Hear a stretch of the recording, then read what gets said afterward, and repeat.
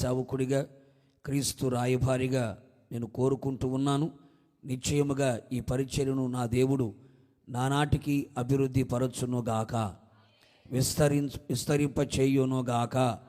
విశ్వాసంతో గట్టిగా ఆమెనని చెప్పుకోండి, గట్టిగా ఆమెనని చెప్పండి. సేవకులు కూడా దేవుడు మరింతగా బలపరిచి వాడుకొనుగాక. ఈ నూతన సంవత్సర ప్రారంభంలో మనం ఉన్నాము కనుక ఒక ఆశీర్వాదకరమైన మాట ఈ పూట మనం ధ్యానం చేసుకుందాం. చూడండి, బైబిల్ ఉన్న వారందరూ బైబిల్ తెరచి మీ ఒడిలో పెట్టుకోండి. బైబిల్ కింద పెట్టొద్దు, సెల్ ఫోన్ చూడొద్దు, సెల్ ఫోన్ తీయొద్దు. బైబిల్ మాత్రమే తెరవండి. చదివేటప్పుడు బైబిల్ చూస్తూ చదవండి, వినేటప్పుడు నా వైపు చూస్తూ వినండి. అలక్ష్యంగా, నిర్లక్ష్యంగా, నిద్రమత్తుగా దేవుని సముఖంలో కనపడకూడదు. దేవుడు దర్శించే కాలాన్ని మనం గుర్తుపట్టిన వారమై, ఏ సమయంలో ఎప్పుడు ఏ వాక్యముతో దేవుడు మనం దర్శిస్తాడో తెలియదు. ఆయన దర్శించినప్పుడు మనం మన ఆలోచనగా ఉంటూ, లేకపోతే నిర్లక్ష్యంగా నిద్రమత్తుగా కనబడితే దేవుని యొక్క సంపూర్ణమైన ఆశీర్వాదాన్ని కోల్పోయే ప్రమాదాలు చాలా ఉంటాయి. కనుక శ్రద్ధాభక్తులతో, ఏక మనస్సుతో, తెరవబడిన హృదయముతో దేవుని మాటలు వినడానికి, ఆలకించడానికి మరింత మీరు శ్రద్ధ చూపండి. దేవుని వాక్యములో దాగి ఉన్న సంపూర్ణమైన ప్రతి ఆశీర్వాదాన్ని ఈ శుభరాత్రి మీరందరూ అనుభవించి తిరిగి సంతోషభరితులై సమాధానముతో తోడుకొని పోబడుదురుగాక. ఆదికాండము, బైబిల్ ఉన్న వారందరూ కూడా బైబిల్ తెరచి చూడండి. ఆదికాండం 30వ అధ్యాయం 30వ వాక్య భాగాన్ని నేను చదువుతున్నాను. మీరు కూడా నాతో పాటు చదవడానికి ప్రయత్నం చేస్తే బాగుంటుంది. ఆదికాండం 30వ అధ్యాయం 30వ వాక్య భాగం. నేను రాక మునుపు నీకుండినది కొంచెమే, అయితే అది బహుగా అభివృద్ధి పొందెను. నేను పాదము పెట్టిన చోటెల్లా యెహోవా నిన్ను ఆశీర్వదించెను. గట్టిగా చప్పలు కొడదాం ఒకసారి, గట్టిగాను. ప్రేమైన సహోదరి సహోదరులారా, మామ అల్లుల మధ్యలో జరిగినటువంటి ఓ చిన్న సంభాషణ ఈ సంభాషణ. యాకోబు తన మేనమామైన లాబాను ఇంటికి చేరాడు. ఎందుకు చేరాడో మనందరికీ బాగా తెలుసు. ఆస్తి తగాదాల మధ్యలో అన్న తన ప్రాణము తీస్తాడేమోనని ప్రాణ భయాన్ని గుప్పెట్లు పెట్టుకొని తల్లిదండ్రుల మాట విని కట్టుకున్న బట్టలతో, చేతి కర్రతో, ఓ కొబ్బరిన సీసాతో తన ఇల్లు వదిలిపెట్టి బయలుదేరాడు. మార్గంలో ఆ కొబ్బరిన సీసా కూడా అయిపోయింది. కట్టుకున్న బట్టలతో, చేతి కర్రతో మేనమామ అయినటువంటి లాబాను ఇంట చేరినట్లుగా మనము చూడగలుగుతున్నాం. లాబాను ఇంట్లో ఇంచుమించుగా యాకోబు 20-21 సంవత్సరాల పాటుగా మేనమామ ఇంట్లో ఊడిగం చేసినట్లుగా మనం చూసాం. అప్పటికే మేనమామ 10 సార్లు జీతం మార్చినట్లుగా, ఎండకు ఎండి, వర్షానికి తడిసి, మంచుకు క్షీణించిపోయినట్లుగా మనము చూడగలుగుతూ ఉన్నాం. చాలా పర్యాయాలు కూడా యాకోబు యొక్క ఆస్తిని కూడా లాబాను కొట్టేసినట్లుగా కూడా మనము చూడగలుగుతున్నాం. ఏదైనా నష్టము జరిగితే ఆ నష్టం యాకోబు దగ్గర నుంచే తీసుకున్నట్లుగా కూడా మనము చూడగలుగుతున్నాం. ఈ విధంగా జరుగుతున్నటువంటి ఆ సమయంలో ఒక రోజున తన మేనమామైన లాబానుతో ఈ మాట యాకోబు మాట్లాడాడు. ఏమని చెబుతున్నాడు యాకోబు మేనమామతో అంటే, మామా, నేను నీ ఇంటికి రాక మునుపు నీ దగ్గర కొంచెమే ఉంది. ఎంత ఉంది? చాలా కొంచెమే ఉంది. అన్ని కొంచెమే ఉన్నాయి. అయితే నేను ఈ ఇంటికి వచ్చిన తర్వాత ఇప్పుడు అది ఏమైంది? బహుగా అభివృద్ధి పొందినది. నేను రాక మునుపు నీ దగ్గర కొంచెమే ఉంది, నేను వచ్చిన తర్వాత ఏమైంది?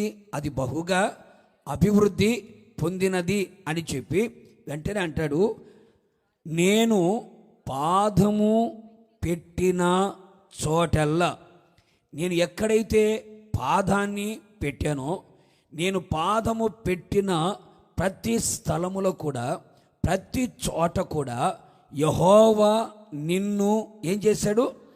ఆశీర్వదించాడు. నేను పాదము పెట్టిన చోటనెల్లా నా దేవుడు నాకు తోడుగా ఉండి నిన్ను ఏం చేస్తూ వచ్చాడు? నిన్ను ఆశీర్వదించెను. నేను రాక మునుపు నీ ఇంట్లో శాపం ఉంది, నీ ఇంట్లో దరిద్రత ఉంది, నీ ఇంట్లో కొరత ఉంది, నీ ఇంట్లో కొదువ ఉంది, నీ ఇంట్లో తక్కువ ఉన్నాయి. ఇటు చూచినా కొంచెమే కనబడుతూ ఉంది. అయితే నా దేవుడు, నా పితరుల దేవుడు నాకు తోడుగా ఉన్నాడు. ఆ రోజున అర్ధరాత్రి వేళ ఆ యొక్క అరణ్యములో యాకోబు కలగడినప్పుడు యాకోబుతో దేవుడు చెప్పాడు, ఏమని? యాకోబు, నీ వెళ్ళు ప్రతి స్థలములో కూడా నేను నీకు తోడుగా ఉంటానని, నిన్ను ఆశీర్వదిస్తానని, నిన్ను విడువను, ఎన్నడూ ఎడబాయను అని, అలాగే నీ జీవితంలో గొప్ప ఆశీర్వాదాన్ని కలుగ చేస్తానని నా దేవుడు ఆ రోజున చెప్పాడు కదా.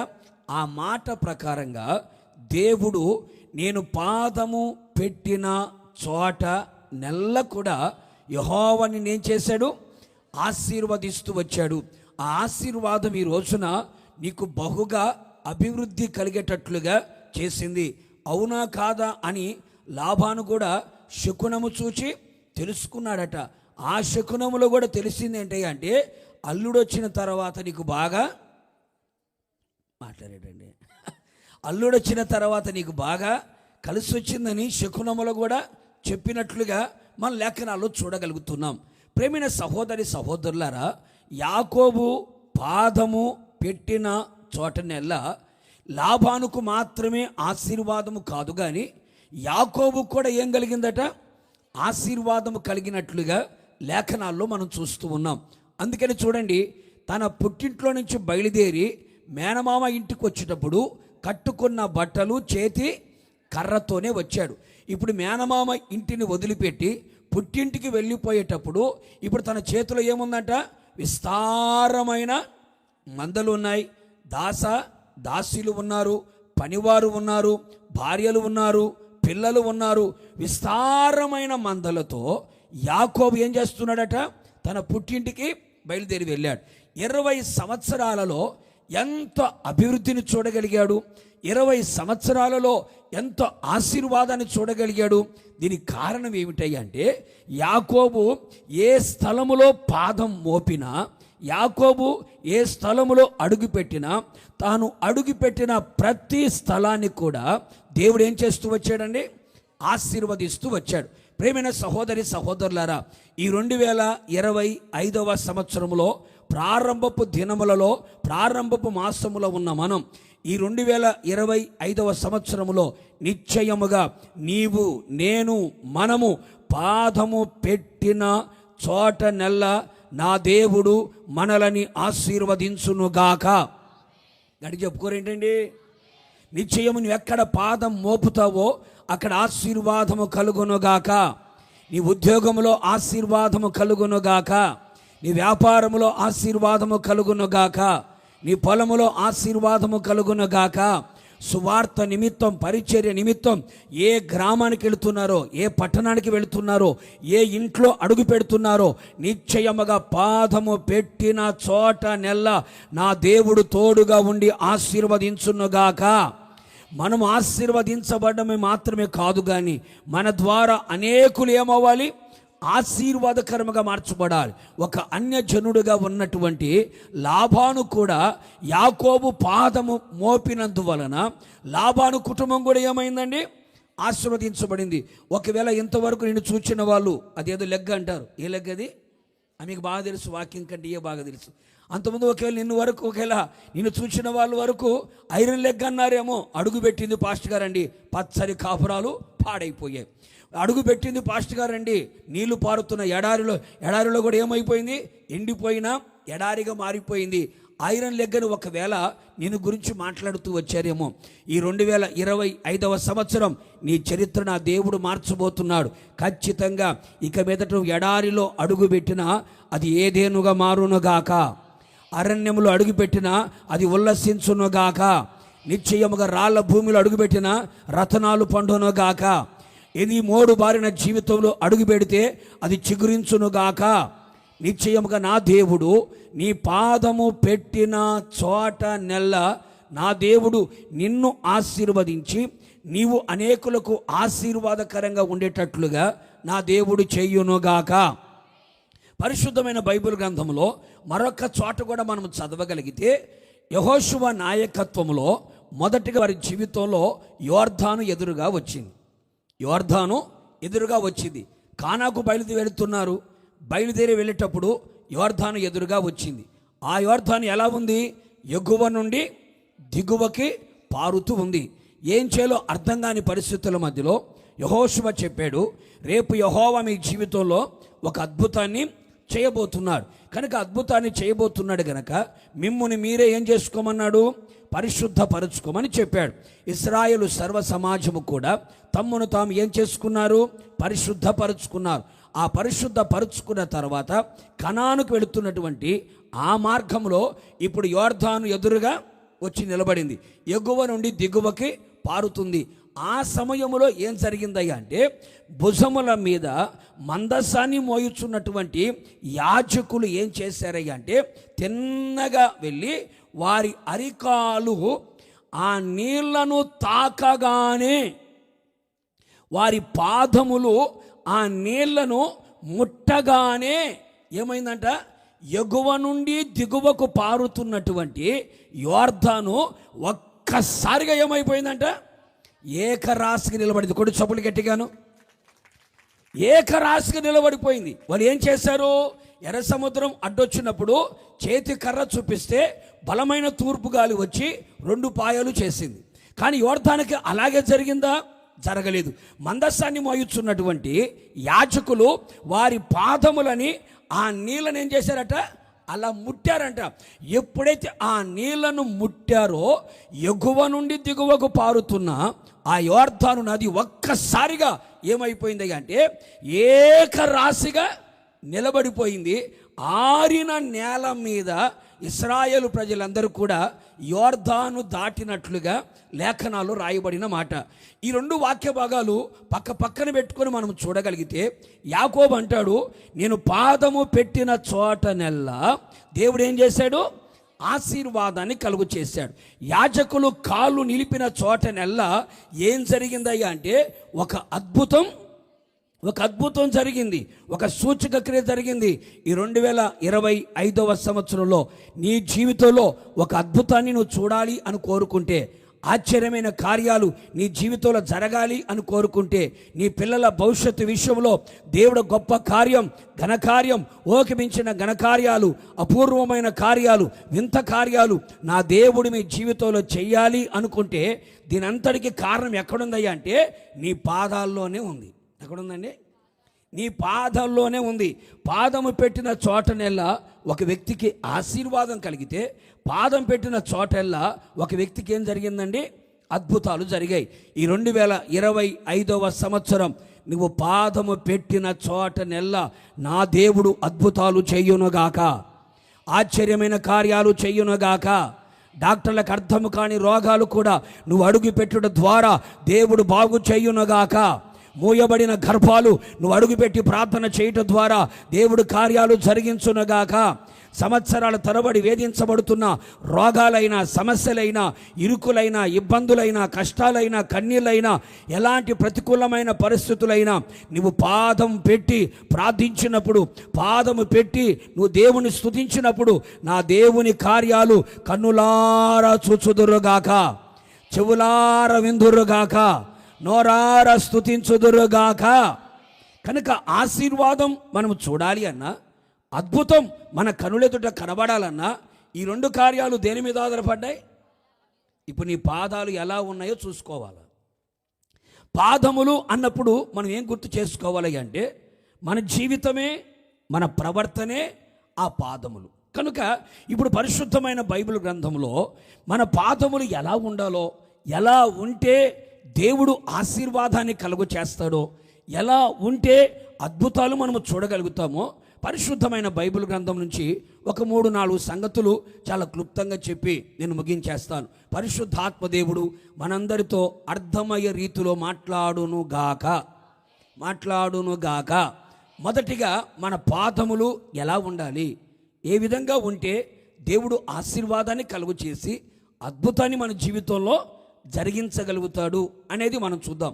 మొదటిగా యోబు గ్రంథము 23వ అధ్యాయము 11వ వాక్యాన్ని ఒకసారి మనం చదువుదాం. బైబిల్ ఉన్న వారందరూ చాలా జాగ్రత్తగా చెప్పే ప్రతి మాట చదువుతూ, ఆలకిస్తూ, ఆస్వాదిస్తూ, అనుభవిస్తూ, వాక్యములో ఆనందిస్తూ మనం ఉండాలి. చూడండి, మొదటిగా యోబు గ్రంథం 23వ అధ్యాయం 11వ వాక్యాన్ని ఒకసారి చూద్దాం. నా పాదములు ఆయన అడుగుజాడలు. ఇప్పుడు ఈ మాట మనమందరము చెప్పుకునేటట్లుగా మన బ్రతుకు కనపడాలి. ఓకే, నా పాదములు ఆయన అడుగు జాడలు విడువక నడుచున్నవి నేను ఇటు అటు తొలగక ఆయన మార్గము నేను అనుసరించి తిని. భక్తుడైన యోబు చెప్పిన ఓ చక్కని మాట. అందరి ఎదుట, అందరూ చూస్తూ ఉండగా, అందరూ వింటూ ఉండగా, సర్వశక్తుడు ఆలకించుచు ఉండగా యథార్థముగా చెప్పిన ఓ చక్కని మాట. ఏమంటున్నాడు? నా పాదములు. ఏమన్నాడండి? నా పాదములు ఆయన అడుగు జాడలు విడువక. ఎవరి అడుగు జాడలు? అంబేద్కర్ గారి అడుగుజాడలా? రాజకీయ నాయకుడి అడుగుజాడలా? ఆ పార్టీ ఈ పార్టీ అడుగుజాడలా? ఆ భక్తుడు ఈ భక్తుడు అడుగుజాడలా? ఎవరి అడుగుజాడలు? వినపడ్డ కొంచెం గట్టిగా చెప్పు. ఎవరైనా? యేసయ్య అడుగు జాడలు. ఎంత చక్కగా మాట్లాడుతున్నాడు యోబు గారు. నా పాదములు యేసయ్య అడుగు జాడలు విడువక. అబ్బా, ఎంతో చక్కని. యేసయ్య అడుగు జాడలు విడువక నడిచినాయి. అటుగాని ఇటుగాని నేను తొలగకుండా ఆయన అడుగులలోనే నేను నడిపించబడుతున్నా. అందుకే నా పాదము పెట్టిన చోటెల్లా ఎక్కడ పడింది? నేతిలో పడింది. మరి మీ పాదాలు ఎక్కడ పడుతున్నాయమ్మా? ఆ మాట మీకు అర్థమవుతుందా? నా పాదములు యేసయ్య అడుగు జాడల్లోనే ఉన్నాయి. నా పాదాలు ఎక్కడేస్తున్నాను? యేసయ్య అడుగులు ఉన్నాయి కదా, ఆ అడుగుల్లోనే నా అడుగులు పడుతున్నాయి. అందుకని యోబుని గురించి రాయబడిన చక్కని మాట ఏమిటయ్యా అంటే, యోబుకి సర్వశక్తి గల దేవుడు తోడై ఉన్నాడట. అతని పిల్లలు అతని చుట్టూనే ఉన్నారట. దేవుని రహస్యం అతని గుడారం మీద కనబడుతూనే ఉంది. అంతకు మాత్రమే కాకుండా అతని నిమిత్తం బండ నుండి నూనె ప్రవాహంగా ప్రవహిస్తుంది. అంత మాత్రమే కాక అతడు అడుగు పెట్టిన చోటల్లా ఎక్కడ పడుతున్నాయి? అతని పాదాలు నేతిలో పడుతున్నాయి. మరి నువ్వు బురదలో పడుతున్నాయో లేకపోతే ఎక్కడ పడుతున్నాయో నీ పాదాలు నాకు తెలియదు. కానీ యోబు పాదాలు మాత్రం అడుగెల్లా నేతిలో పడుతుంది. అందుకని యోబు గురించి చెబుతున్న చక్కని మాట ఏమిటయ్యా అంటే, మనుషులందరూ అర్థం కావట్లేదు. ఎందుకయ్యా అంటే, యోబు అదృష్టవంతుడిగా అంటున్నారు. ఏమంటున్నారట? నా మాట చెవిన పడిన వారందరూ ఏం చెప్పుకుంటున్నారు? యోబు అదృష్టవంతుర్రా, పెట్టిన అడుగెల్లా నేతిలో పడుతుంది, పట్టుకుందల్లా పసిడిగా మారిపోతుంది. పశువులే తెచ్చిన, పొలంలో విత్తనాలు వేసిన, ఉద్యోగమే చేసిన, వ్యాపారం పెట్టినా, ఏ చేసినా కలిసి వస్తుంది. అమ్మో అతని చేతిలో రాత, చేతిలో గీత, నుదుటి మీద రాత బాగుందంటుంది అని ఊరంతా చెప్పుకుంటున్నారు. అతనితో పాటు వ్యాపారం చేసిన వాళ్ళు, అతనితో పాటు ఉద్యోగానికి వచ్చిన వాళ్ళు, అతనితో పాటు అన్ని పనులు ప్రారంభించిన వాళ్ళు ఆపేసుకొని కూర్చుంటే, ఇతను మాత్రం దినదినము ఆశీర్వదించబడుతున్నాడు. జనాలందరికీ అర్థం కావట్లేదు యోబు ఏం చేస్తున్నాడు, ఎలా ఆస్వాదించబడ్డాడంటే, సాతానుగాడే సాక్ష్యం చెప్పాడు. ఎవడండి? కొంచెం గట్టిగా చెప్పండి అమ్మ. సాతానుగాడే యోబు గురించి సాక్ష్యం చెప్పాడు. ఏమని? అయ్యా, యోబుకును, యోబు కుటుంబమునకును, యోబు కలిగిన సమస్తమునకును నీవు చుట్టూ ఏమేశావు? కంచె వేసావు గనక అతని చేతి పని నువ్వు దీవించుట చేత అతని ఆస్తి దేశంలో బహుగా విస్తరించింది. ఈ మాట ఎవరు చెప్పాడు? శత్రువైన సాతానుగాడు చెబుతున్నాడు. ఎందుకయ్యా అంటే యోబు దేవునియందు భయభక్తులు కలిగి ఉన్నాడు, చెడుతనాన్ని అసహించుకున్నాడు, నీతిమంతుడిగా ఉన్నాడు, యథార్థవర్తనుడిగా కనబడుతున్నాడు, న్యాయము కలిగిన వ్యక్తిగా కనబడుతున్నాడు. అన్నిటికీ మించి అతని పాదాలు యేసయ్య అడుగు జాడలు విడవట్లేదు. మనోళ్ళేమో ఒక సంవత్సరం కనుక బాగా నడిచారంటే రెండవ సంవత్సరం కనబడరు. ఒక నెల బాగా మందిరానికి వచ్చారంటే రెండో నెలలో అడ్రస్ ఉండరు, ఎత్తుక్కోవాలా. పలాని వాళ్ళు కనబట్లేదు ఏంటి, రావట్లేదు ఏంటి అని. అవునా కదండి? యోబు తన జీవిత కాలం అంతా కూడా తన పాదములు యేసయ్య అడుగు జాడల్లోనే నడుచుకుంటూ వెళ్ళిపోతున్నాడు. అందుకని ప్రేమైన సహోదరి సహోదరులారా, భక్తుడైన పేతురు కూడా తన పత్రికలో ఏమంటాడు తెలుసా? యేసయ్య మన కొరకు ఆయన సమస్తములో కూడా ఏముంచిపోయాడట? మాదిరి ఉంచిపోయాను. ఎందుకు ఉంచాడు? మనము ఆయన అడుగు జాడలయందు నడుచుకొనున్నట్లు. చదవన్నమాట పేతురు రాసిన. మరి ఎవరని చెప్పమ్మా? పేతురు పత్రిక 2వ అధ్యాయము 21వ వచనం. ఏ పత్రికమ్మా? మొదటి పేతురు పత్రిక. మొదటి పేతురు, పేతురు ఒక్కడే 2 పత్రికలు రాశాడు. మొదటి పేతురు, రెండో పేతురు లేరు, పేతురు ఒక్కడే. ఇప్పుడు చెప్పు కరెక్ట్గా. పేతురు రాసిన మొదటి పత్రిక 2వ అధ్యాయము 21వ వచనం, 21వ వాక్యం. ఇప్పుడు చదవండి. క్రీస్తు కూడా మీ కొరకు బాధపడి మీరు తన ఆయన అడుగు జాడలయందు నడుచుకొనున్నట్లు మీకు మాదిరి ఉంచిపోయెను. యేసుక్రీస్తు ప్రభుల వారు 33.5 సంవత్సర కాలం ఈ భూమి మీద ఆయన ఉండి చివరి 3.5 సంవత్సర కాలం ఆయన సువార్తను ప్రకటించి ముగింపులో సర్వమానవాళి పాప పరిహారార్థమై కలువరిస్సులో రక్తాన్ని కార్చి ప్రాణాన్ని పెట్టి శిలువలో మరణించి సమాధులు పెట్టబడి 3వ దినాన తిరిగి మృత్యుంజయుడిగా పునరుత్థానుడిగా కనపడ్డాడు. ఆయన జీవించిన 3.5 సంవత్సర కాలపు చరిత్ర 4 సువార్తలలో మనకి కనబడుతుంది. ఆ 4 సువార్తలు మాత్రమే కాకుండా యేసయ్యతో తిరిగిన భక్తులు ఉన్నారే, వారు కూడా యేసయ్యని గురించి రాసినట్లుగా మనము చూడగలుగుతున్నాం. అంటే ఆ 4 సువార్తలలో యేసు క్రీస్తు ప్రభుల వారు ఎలా ఉన్నాడు, ఎలా జీవించాడు, ఎలా బ్రతికాడు, ప్రతిదీ కూడా యేసయ్య మన కొరకు శ్రమపడి మనము ఆయన అడుగు జాడలయందు నడుచున్నట్లుగా మనకేముంచిపోయాడు? ఒక మాదిరి ఉంచిపోయాడు. భక్తి ఇలా చేయాలి, ప్రార్థన ఇలా చేయాలి, వాక్యం ఇలా చదవాలి, ప్రార్థన ఇలా ఉండాలి, పరిశుద్ధంగా ఇలా బ్రతకాలి, నీతిగా ఇలా బ్రతకాలి. శ్రమలు వచ్చినా, శోధనలు వచ్చినా, పరిస్థితులని ప్రతికూలంగా ఉన్నా, ఎలాంటి పరిస్థితులు ఉన్నా ఎలా ఉండాలో, ఒక సగటు విశ్వాసికి ఒక సేవకుడు సేవ ఎలా చేయాలో, ఒక విశ్వాస జీవితం ఎలా చేయాలో సమస్తము కూడా యేసయ్య మన కన్నులెదుట మన కొరకు మాదిరి ఉంచిపోయాడు. ఆయన నడిచిన అడుగులు ఈ రోజు వరకు మనకి కనబడుతున్నాయి. ఇప్పుడు మనం ఏం చేయాలి? యేసయ్య ఎలా నడిచాడో, యేసయ్య ఎలా జీవించాడో, యేసయ్య ఎలా బ్రతికాడో మనము కూడా ఆయన అడుగు జాడలలో నడుచుకుంటూ వెళ్ళాలి. కొడు చొప్పలు గట్టిగాను ఆయన అడుగు జాడలలో మనం అడుగులు వేసుకుంటూ మనం వెళ్ళగలిగితే, ఈ అడుగులు మన పాదములు యేసయ్య అడుగుల్లో గనక ఉండగలిగితే ఖచ్చితంగా నీ పాదము పెట్టిన చోట నెల్ల నా దేవుడు ఏం చేస్తాడు? ఆశీర్వాదాన్ని కలుగు చేస్తాడు, అద్భుతాలు కూడా చేయగలుగుతాడు. ఇప్పుడు నీ పాదాలు యేసయ్య అడుగు జాడలలో కనబడుతున్నాయా లేవా? యేసయ్య అడుగు జాడల ప్రకారంగా నీ పాదాలు నడుస్తున్నాయా? ఎవరిని ఫాలో అవుతున్నావు? ఎవరిని అనుసరిస్తున్నావు? ఎవరి అడుగులో అడుగు వేయగలుగుతున్నావు? యేసయ్య అడుగులో అడుగు వేయగలుగుతున్నావా? అందుకే యేసయ్య కూడా శిష్యులు పాదములు కడిగిన తర్వాత ఏమంటాడంటే, నేను మీకు ఎలాగూ చేశానో మీరు అలాగ చేయనట్లుగా నేను మీకు మాదిరి ఉంచి వెళుతున్నాను అన్నాడు ఆయన. యేసయ్య ప్రతి విషయములో మనకు మాదిరి యేసయ్యే. కూడా చొబ్బలు గట్టిగాను.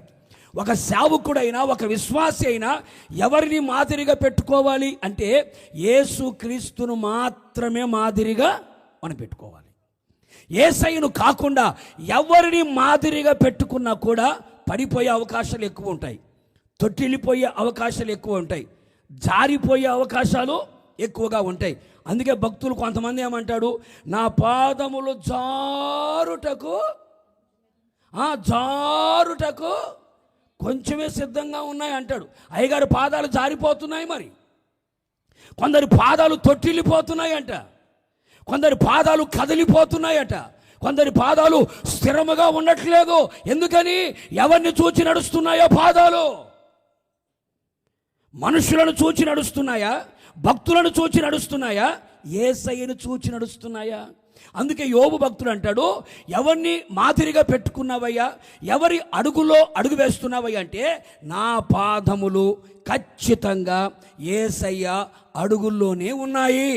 అందుకనే యోబు జీవితంలో ఎన్ని శ్రమలు వచ్చినా, ఎన్ని శోధనలు వచ్చినా, ఎన్ని కష్టాలు వచ్చినా, ఎన్ని కన్నీళ్ళే వచ్చినా, ఎంత అవమానం వచ్చినా, ఒంటి నిండా రోగమే వచ్చినా, భార్య దూషించినా, కన్న వాళ్ళందరూ కూడా కాటికి వెళ్ళిపోయినా, చేతిలో చిల్లిగవ్వ మిగలకపోయినా, దూషించినా, ద్వేషించినా, నిందించినా, తృణీకరించినా, అవమానపరిచినా యోబు ఎందుకు తొట్టిల్లలేదు? యోబు ఎందుకు పడిపోలేదు? యోబు పాదాలు ఎందుకు కదిలించబడలేదు? యోబులో ఎందుకు చలనం రాలేదు? దీనికి కారణం ఏమిటయ్యా అంటే తన పాదాలు యేసయ్య అడుగులో ఉన్నాయి కనుక. కొడుచొబ్బలు గట్టిగా. యేసయ్య అడుగులో ఉన్నాయి కనుక అతడు కదిలించబడలేదు, అతడు కదలలేదు. అతని పాదాలు యేసయ్య అడుగులో స్థిరముగా ఉన్నాయి. మనుషుల వైపు చూస్తే కదిలిపోతావు, మనుషుల వైపు పరిగెత్తితే కదిలిపోతావు. యేసయ్యను మాత్రమే చూడాలి. ఎందుకయ్యా అంటే మనుషుల్లోనైనా భక్తులోనైనా ఏదో ఒక లోపాన్ని మనం చూస్తాం, కనిపెట్టగలుగుతాం. కానీ యేసయ్యలో ఏమైనా లోపం చూడగలుగుతావా? లోపాన్ని కనిపెట్టగలుగుతామా? కనిపెట్టలేము. అందుకని యేసయ్య అడుగులలో మన పాదములు కనుక ఉండగలిగితే పొర్రపాటున నీ పాదములు తొట్టిల్లవు, నీ పాదములు జారిపోవు, నీ పాదములు కదిలించబడవు. కదిలించబడకపోగా నువ్వు పాదము పెట్టిన చోటనెల్లా నీకు ఆశీర్వాదాన్ని చూస్తావు. ఇంతవరకు ఏ శాపం, ఏ దరిద్రత, ఏ తక్కువ, లేమి, కొరత, కొదువ నిన్ను, నీ ఇంట్లో, నీ ఒంట్లో ఒకవేళ కనబడుతుందేమో. ప్రభువా, ఈ 2025వ సంవత్సరం ఒక సమృద్ధి అయిన ఆశీర్వాదాన్ని నేను చూడాలి, ఒక శ్రేష్టమైన ఆశీర్వాదాన్ని నేను అనుభవించాలి, శ్రేయస్కరమైన ఆశీర్వాదములతో నేను అనుభవించాలి. సంపూర్ణమైన మీ ఆశీర్వాదాన్ని ఆత్మ సంబంధమైన, భూ సంబంధమైన, శరీర సంబంధమైన, భౌతికమైన ఆశీర్వాదాన్ని నేను సొంతం చేసుకోవాలి. నా జీవితంలో కొన్ని గొప్ప అద్భుతాలు జరగాలి అని కోరుకుంటే ఈ సంవత్సరం నీ పాదాలు యేసయ్య అడుగులు వేయడం నేర్చుకో. యేసయ్య అడుగు ప్రకారం వేయడం నేర్చుకో.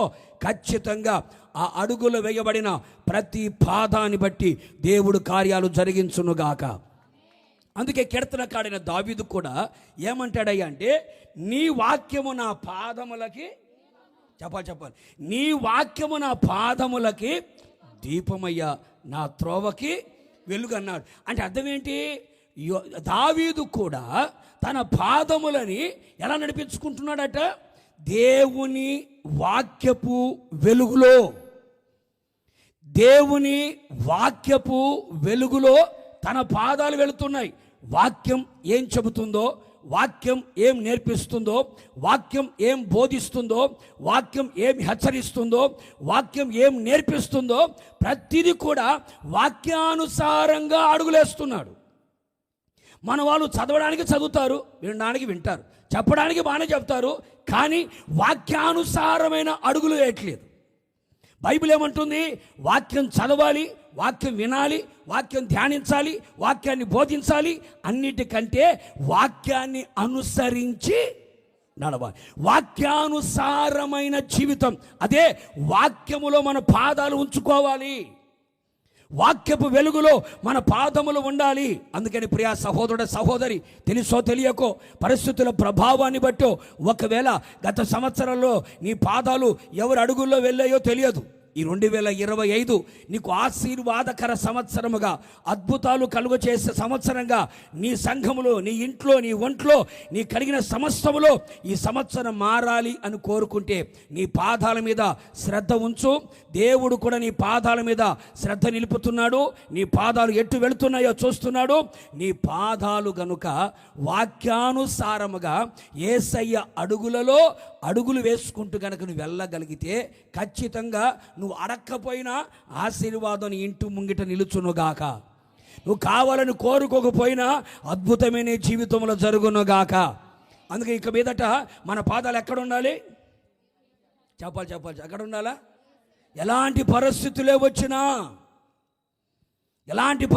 వచ్చినా గాలి తుఫాన్లు వస్తాయి, ఆటుపోటులు వస్తాయి, ప్రతికూలమైన పరిస్థితులు వస్తాయి, శ్రమలు శోధనలు వస్తాయి.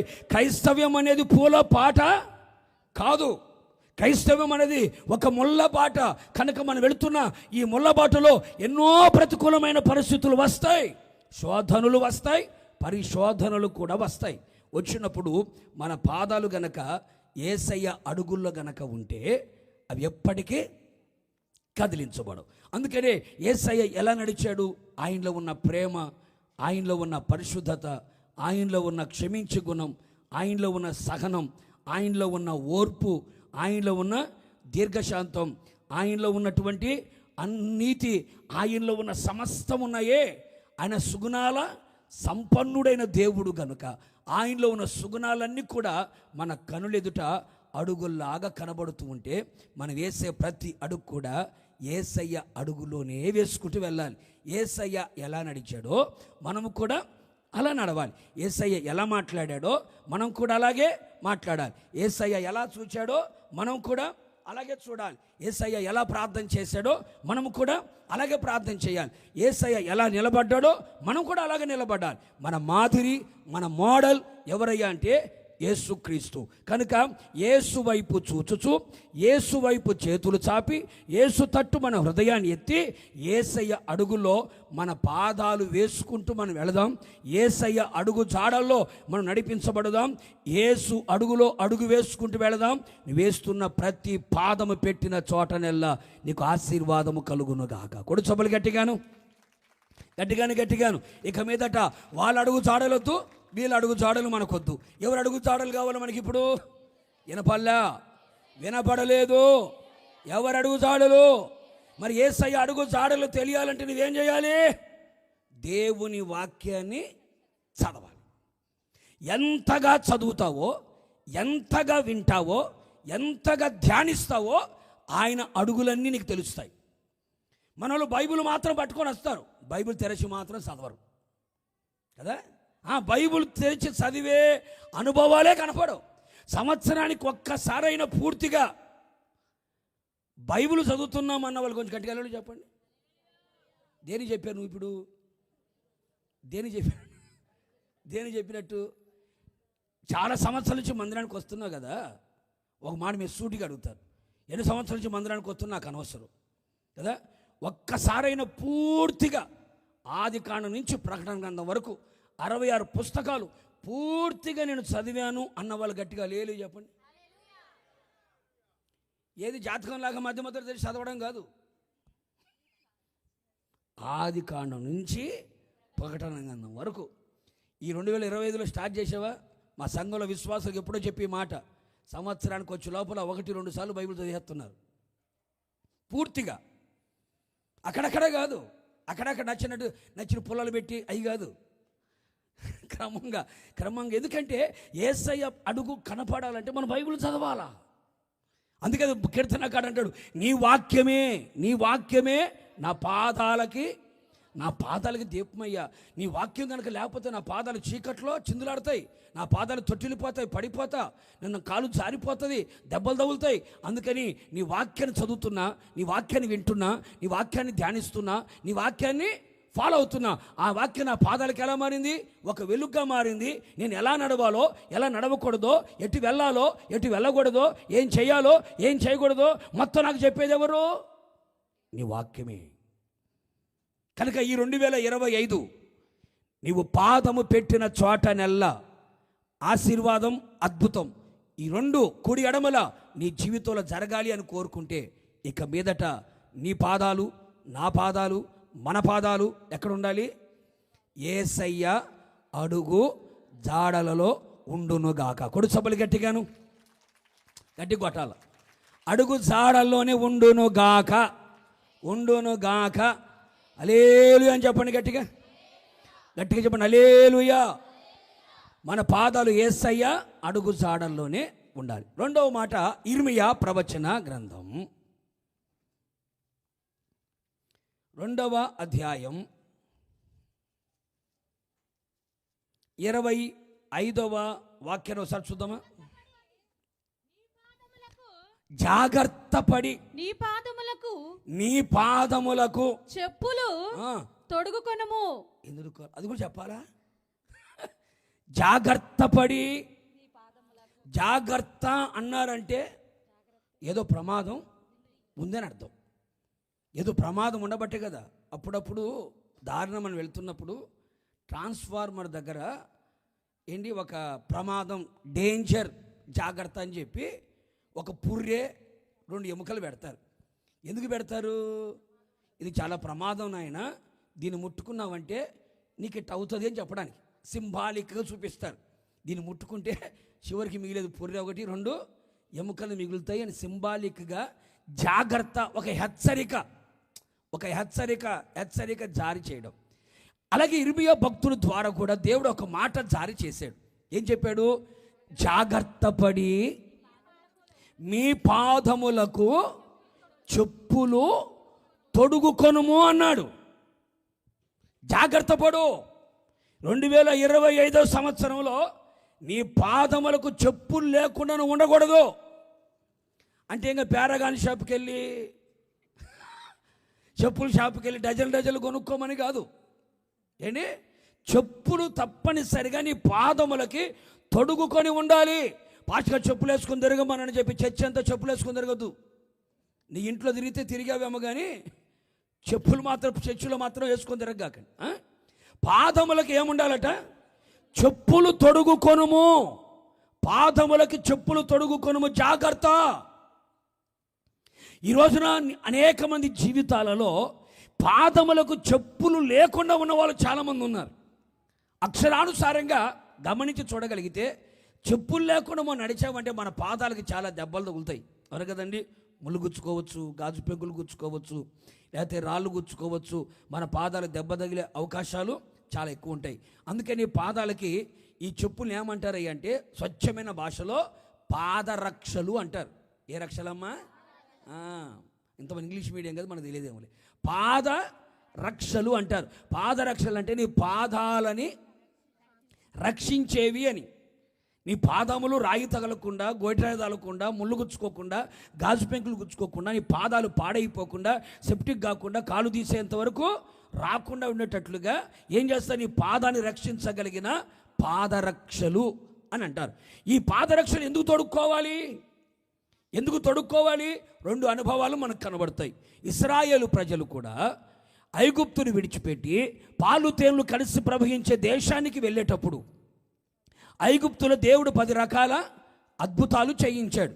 ఆ అద్భుతాలలో చివరిగా మనకు కనబడేది ఏమిటి అంటే పస్కా గొర్రెపిల్ల వధించబడిన తర్వాత ఆ పస్కా గొర్రెపిల్లను తినేటప్పుడు, పస్కాని ఆచరించేటప్పుడు పస్కాకి ఒక విధి, ఒక రూల్ పెట్టాడు. ఏమిటా రూల్ అంటే మీ నడుమును మీరు కట్టుకొని మీ చెప్పులు మీరు వేరే వాళ్ళ చెప్పులు తొడుక్కోగాకండి. మీ చెప్పులు, కొంతమంది చెప్పులు దొంగలు ఉంటారు. దేని దొంగలు దానికి ఉంటారు. ఈ మధ్య ఒక న్యూస్లో కూడా వచ్చింది. ఒక ఇంట్లోకి వెళ్తే ఇంటి నిండా పాత చెప్పులే ఉన్నాయంట. చూసారా న్యూస్లో? ఇంటి నిండా రాత్రిపూట వెళ్తాడంట, ప్రతి ఇంటి బయట చెప్పులన్నీ తీసుకెళ్ళిపోతాడంట. కొంత చర్చికి కూడా వస్తారు కొంతమంది దొంగలు. ఏం తీసుకెళ్తారు? చెప్పులే తీసుకెళ్తారు. అందుకని చెప్పుల దొంగలకి చెక్కు పెట్టాలంటే వచ్చినా సలహా చెప్తా. మందిరానికి వచ్చావా, ఒక చెప్పు ఈడ వదులు, ఇంకో చెప్పు ఆడ వదులు, నీ చెప్పులే పోవు, నీ చెప్పులే పోవు. ఇంకా ఒక చెప్పు వదిలేసేయి, ఇంకో చెప్పు ఎక్కడో పడేసేయి. నేను శుభ్రంగా పెట్టి వెల్కమ్ పెట్టి దొంగకి తీసుకుపో అన్నట్టుగా అక్కడ పెడితివి, షోకేసులో పెట్టినట్టుగా. వాడేం చేస్తున్నాడు, వేసుకొచ్చాము పాత ఏమో పోయేదేమో కదా. ఎందుకంటే అందుకేనాడు, మీ చెప్పులు మీరు చెప్పాలి గట్టిగా, మీ చెప్పులు తొడుగుకొని కర్రలు చేత పట్టుకొని త్వరపడుచు పస్కను ఆచరించాలి. చెప్పులు తొడుగుకోకుండా పస్కాని ఆచరించకూడదు అని రాయబడింది. రెండవదిగా ఎఫెసీ పత్రికలో ఏమని రాయబడింది అంటే, పాదములకు ఎఫెసీ పత్రికలో ఏమని రాయబడి నేను చెప్పేది, ఎఫెసీ పత్రికలో ఏమని రాయబడి ఉంటుంది అంటే, మనం పోరాడునది శరీరులతో కాదు, మనం పోరాడేది ఎవరితోనూ, అధికారులతోనూ, ప్రధానులతోనూ, లోక సంబంధమైన నాదులతోనూ, ఆకాశ మండలములో సంచరించే దురాత్మ సమూహములతో మనం పోరాడుతున్నాం. యేసు రక్తముతో కడగబడి మారు మనసు పొంది పాప క్షమాపణ నిమిత్తమై బాప్తిస్మాని పొంది క్రీస్తును ధరించుకొని దేవుని యొక్క ఆత్మచేత ముద్రించబడి ఆత్మచేత నడిపించబడుతూ అపోస్తుల బోధ సహవాసం రొట్టె విరుచుట ప్రార్థనలో ఎడతెగక గడుపుతూ ప్రభు రాకడను గురించిన నిరీక్షణ కలిగి విశ్వాస యాత్రలో యేసు వైపు చూచుచూ యేసయ్య అడుగు జాడల్లో నడిపించబడుతున్న మనమందరము కూడా ఒక యుద్ధ రంగంలో ఉన్నాము, మనం పోరాడుతూ ఉన్నాం. మరి ఈ యుద్ధ రంగంలో ఉన్న మనకి ఆయుధాలు కావాలి. ఏం కావాలి? ఆయుధాలు కావాలి. తలకి రక్షణ అనే శిరస్త్రాణము కావాలి, శరీరానికి సర్వాంగ కవచము కావాలి, చేతిలో వాక్యం అనే ఆత్మ ఖడ్గము ఉండాలి, నడుమికి నీతిని మైమార్పుని తొడుక్కోవాలి, సత్యం అనే దట్టిని కట్టుకోవాలి. అలాగా చెబుతూ ఆయుధాలు చెబుతూ చివరికి పాదాల దగ్గరకు వచ్చి లోపల ఏమంటాడు అంటే, సమాధాన సువార్త వలనైన సిద్ధ మనసనే జోడు తొడుగుకొని ఆపద్దినమందు వాణ్ణి ఎదిరించుటకు మనం శక్తి గల వారమై ఉండాలి. ఒకటి పస్కాను ఆచరించి కనానుకి వెళ్ళాలి అంటే చెప్పులు తొడుక్కొని ఉండాలి. రెండవదిగా సాతానుతో పోరాడి గెలిచి జయించి జయవీరులుగా మార్చబడి సింహాసనం మీద కూర్చోవాలంటే కాళ్ళకేముండాలా? చెప్పులు తొడుగుకొనే ఉండాలి. ఈ కాళ్ళకు చెప్పులు తొడుక్కోవడం అనేది దేని సూచిస్తుంది? దేని అనుభవాన్ని సూచిస్తుంది? ఒక చిన్న ఎగ్జాంపుల్ పరిశుద్ధ గ్రంథం నుంచి మీకు చూపిస్తా. లూకాసు వర్తమానం 15వ అధ్యాయం 22వ వాక్యాన్ని ఒకసారి చదువుదామా? అయితే తండ్రి, బైబిల్ వల్ల పెట్టుకుని చదవమ్మా. తండ్రి తన దాసులను చూచి ప్రశస్త వస్త్రమును త్వరగా తెచ్చి వీనికి కట్టి వీని చేతికి ఉంగరమును పెట్టి పాదములకు ఏం తొడిగించాలా? చెప్పులు తొడిగించండి. ఇడికేమి లేవు, చెప్పండి గట్టిగా, ఏమి లేవు, చెప్పులు లేవు అని వెంటనే ఏమంటాడు తెలుసా? నా చిన్న కుమారుడు చచ్చిపోయి మళ్ళా బతికాడు, తప్పిపోయి దొరికాడు, చచ్చాడు బతికాడు, తప్పిపోయాడు దొరికాడు. అందుకని ఇప్పుడు వాడికి ఏం చేయాలి?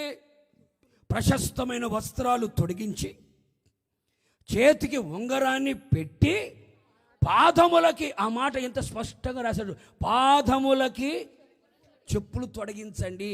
అంటే అయ్యగారికి వస్త్రాలు లేవు, చేతికి ఉంగరము లేదు, పాదాలకి చెప్పులు లేవు. ఎందుకు లేదు?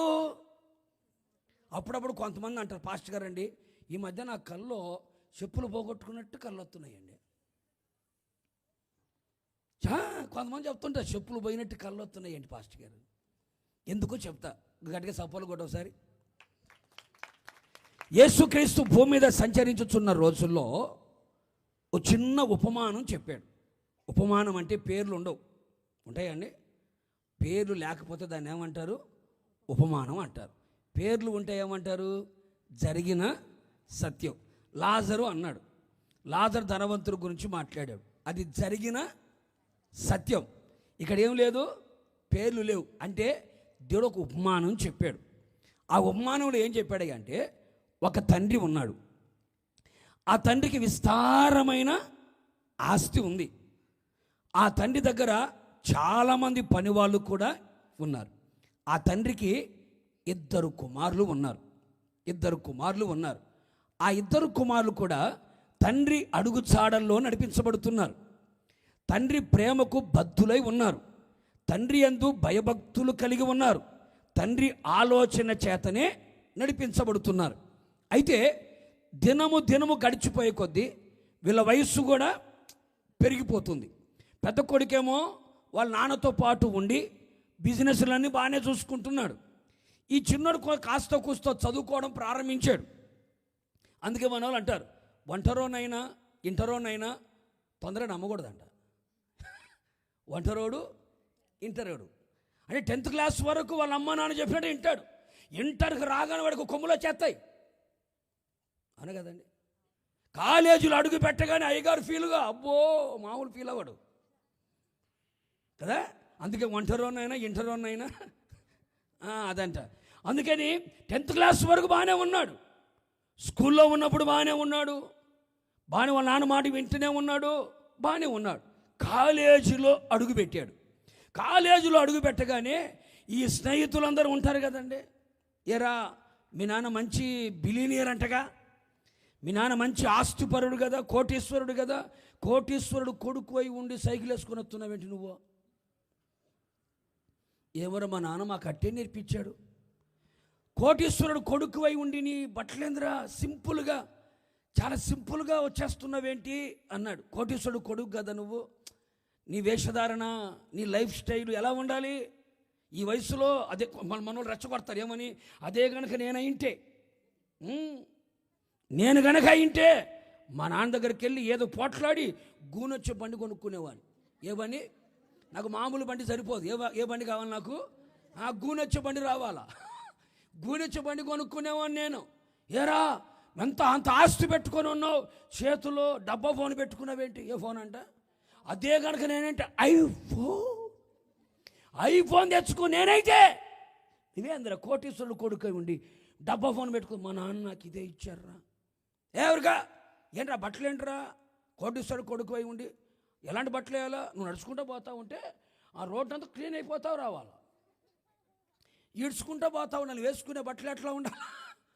ఊరంతా ఉడుచుకుంటూ పోయేటట్టు ఉండాలా, చినిగిపోయి ఉండాలా, పైకి వచ్చి ఉండాలా, వంగితే చూసడానికి అసహ్యంగా ఉండాలా. అలాంటి బట్టలు వేసుకుని తిరగకుండా ఏంట్రా ఇలాంటి బట్టలు వేసుకుంటున్నావు? మా నాన్న మమ్మల్ని ఇట్లాగే నడిపించాడు. రోజుకి ఇంక ఎక్కబడి చేస్తున్నారు వీళ్ళు. ఎవరు?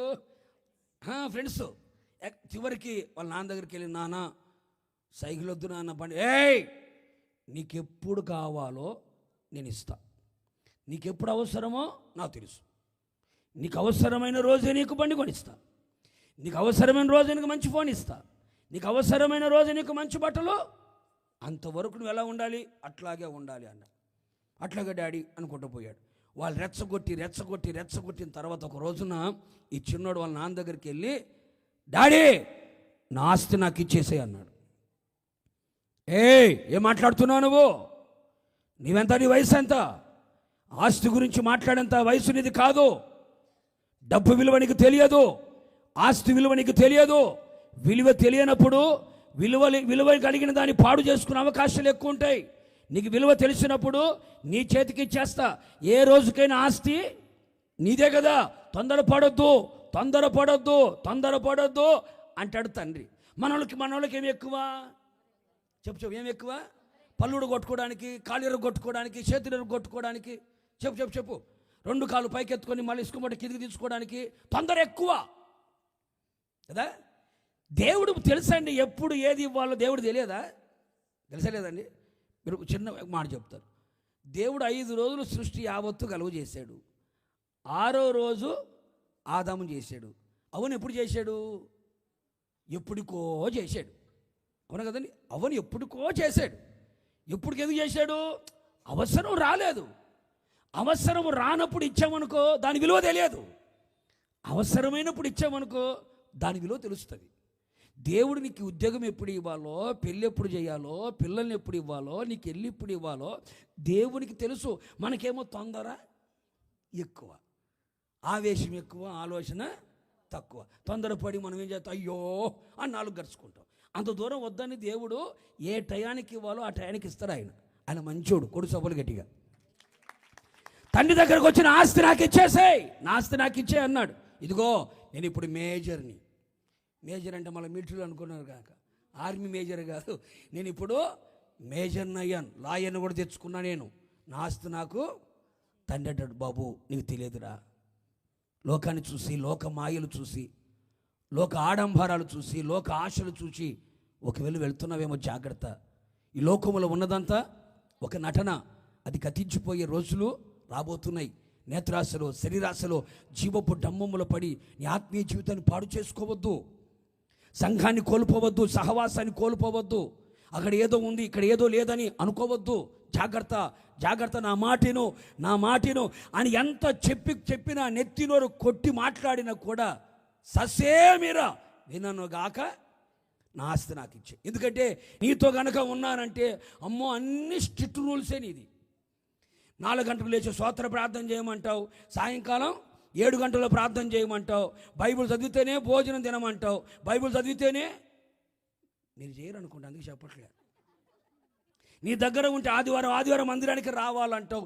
బ్యూటీ పార్లర్లు కూడా చెప్పు బ్యూటీ పార్లర్లు కూడా నన్ను పోనిచ్చినట్లు లేవు. బ్లీచింగ్ పెట్టుకుందామన్నా కూడా నువ్వు ఒప్పుకోవట్లేదు. గన్ షాట్ కొట్టించుకుందాం అనుకున్నా కూడా ఒప్పుకోవట్లేదు. లిప్స్టిక్ రాసుకుందామన్నా కూడా, నెయిల్ పాలిష్లు వేసుకుందాం అనుకున్నా కూడా, పూలు పెట్టుకుందాం అనుకున్నా కూడా చెప్పు. చెప్పవు నువ్వు. ఎందుకు చెప్తావు? చెప్తే ఎప్పుడో బాగుపడిపోదానివి కదా. నీ దగ్గర ఉంటే ఇవన్నీ కుదరవు. ఎందుకని నువ్వు గద్దిస్తావు, బుద్ధి చెప్తావు, సరిచేస్తావు, చక్కదిద్దుతావు.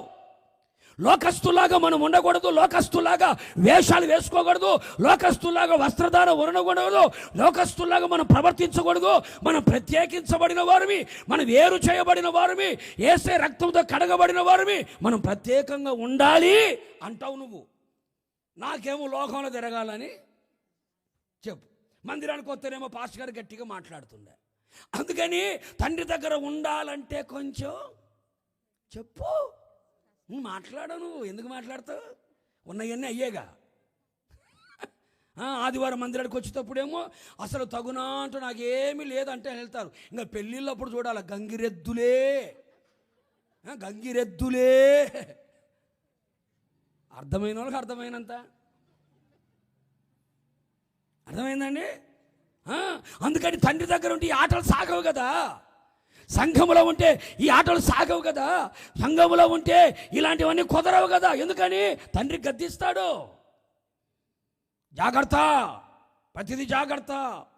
టైం ఎంతైంది, ఎప్పుడు వస్తున్నావు కాలేజీ నుంచి, ప్రతిదీ అడుగుతూ ఉంటాడు. మనకేమో క్వశ్చన్లు అంటే మనకు కుదరదు అయిపోయా కదా. క్వశ్చన్లు మనకు కుదరవుగా, గద్దిస్తే కుదరదుగా, బుద్ధి చెప్తే కుదరదు కదా, సరిచేస్తే కుదరదు కదా. అందుకని చిన్న కుమారుడు ఏం చేశాడు? డాడీ నాది నాకు ఇచ్చేసి. వద్దు నాయనా, వద్దు వద్దు వద్దు వద్దు వద్దు అంటేనే సగం ఆస్తి తీసుకొని ఎక్కడ పోయాడట? దూరదేశం పోయాడట.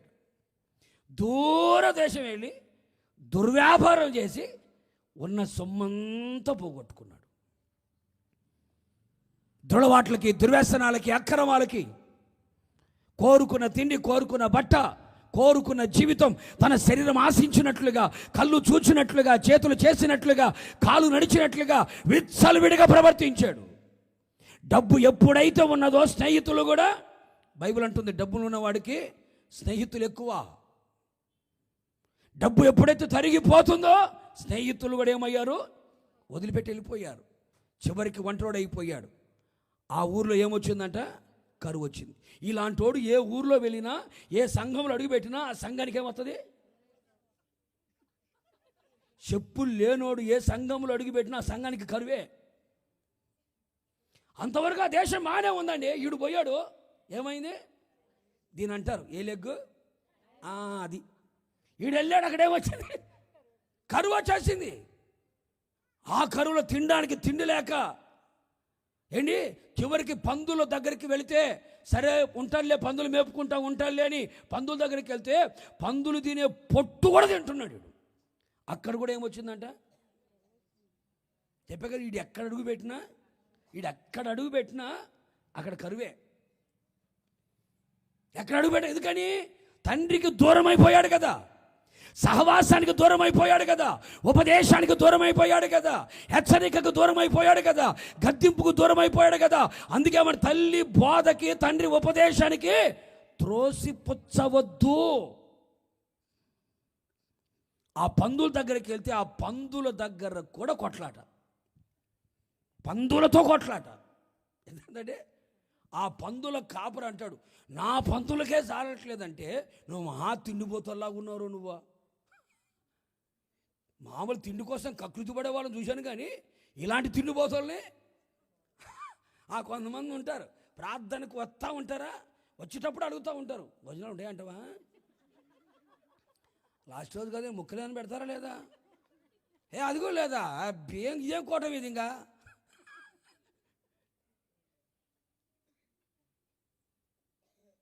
అర్థమైన వాళ్ళకి అర్థమైన కదా.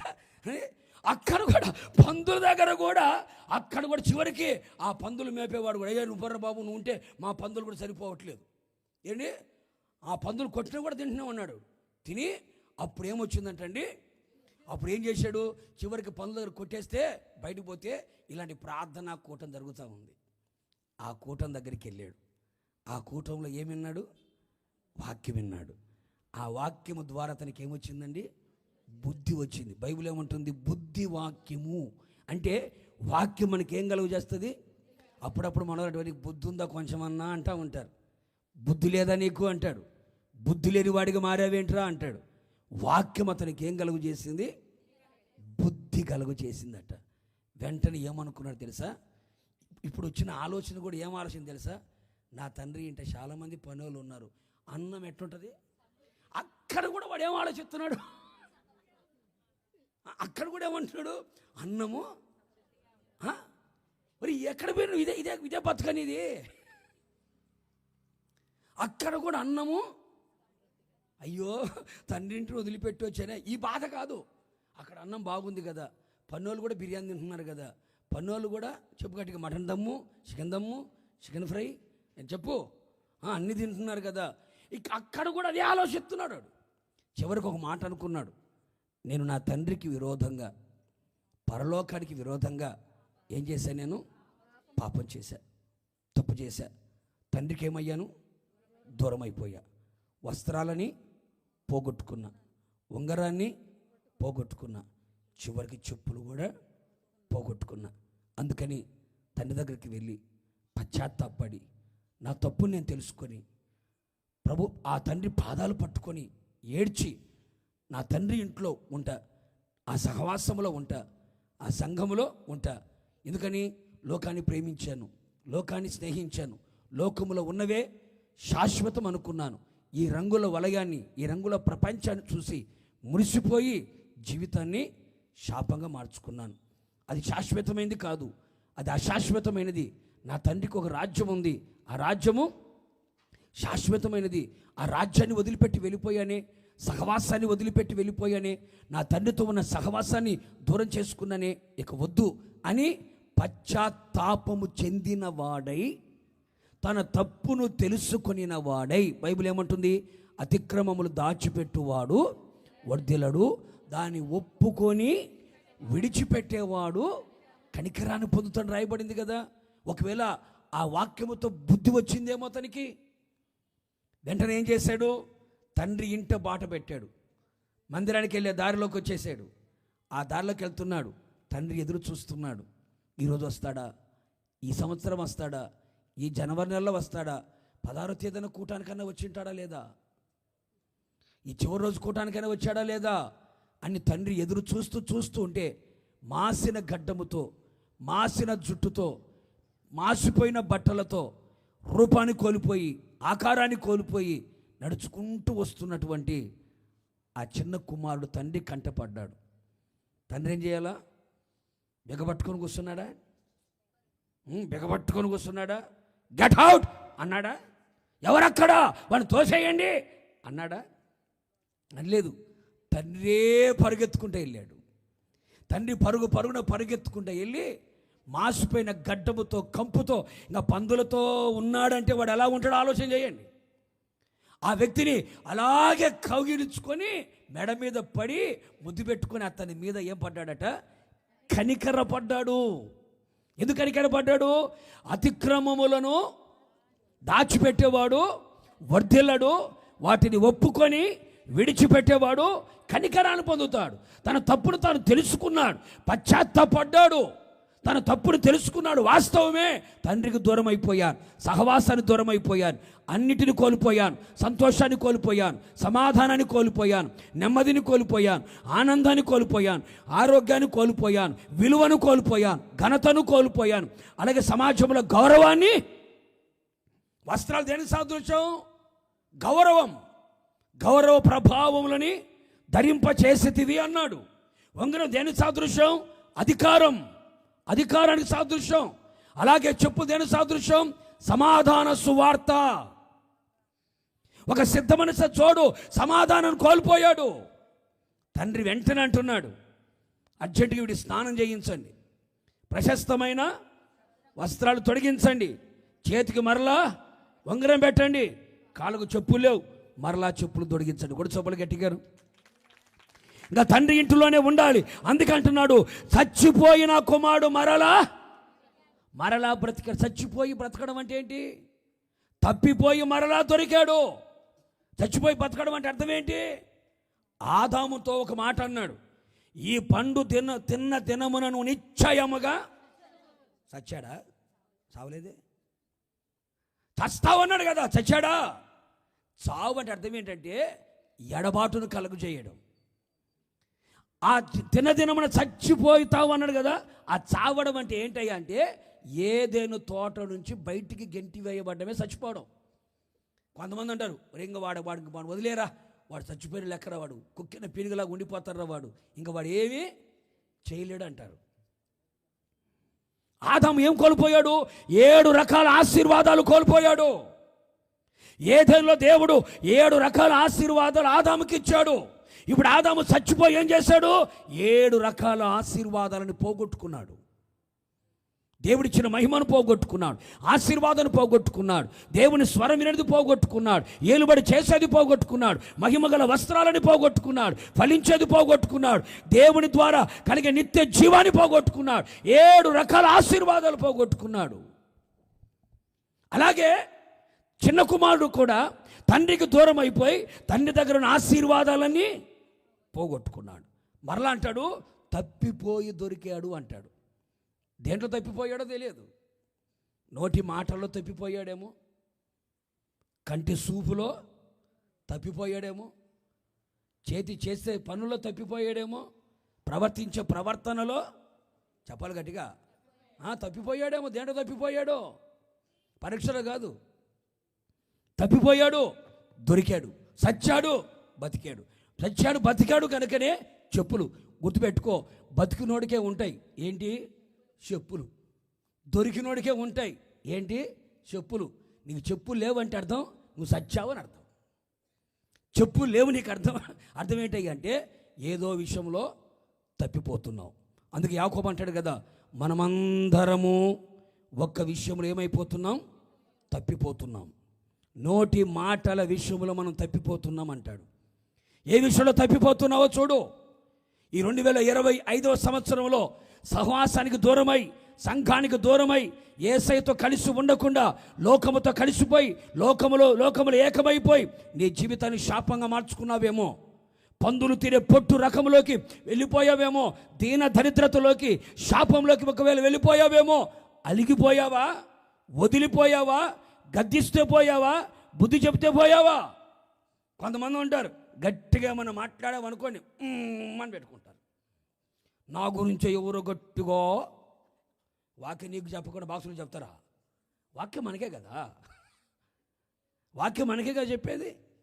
ఎవరు నా గురించి చెప్పినట్టున్నారు? వాక్యం అందరికీ, వాక్యం నీకు, వాక్యం నాకు, వాక్యం అందరికీ. వాక్యం 2 అంచులో కట్టుకోం. మీకు ఎంతవరకు పోతుంటే నాకు కూడా ఎంతవరకు వస్తుంది వాక్యం. ఒకేలా ఎందుకు తప్పిపోతున్నారు? గద్దించినప్పుడు, బుద్ధి చెప్పినప్పుడు, సరిచేసినప్పుడు ఇలా ఉండకూడదు, ఇలా బ్రతకూడదు, ఇలా జీవించకూడదు అని గట్టిగా మాట్లాడితే మూతి ముడుచుకొని పోయే వాళ్ళు ఎంతమంది లేరు? అలిగిపోయే వాళ్ళు ఎంతమంది లేదు?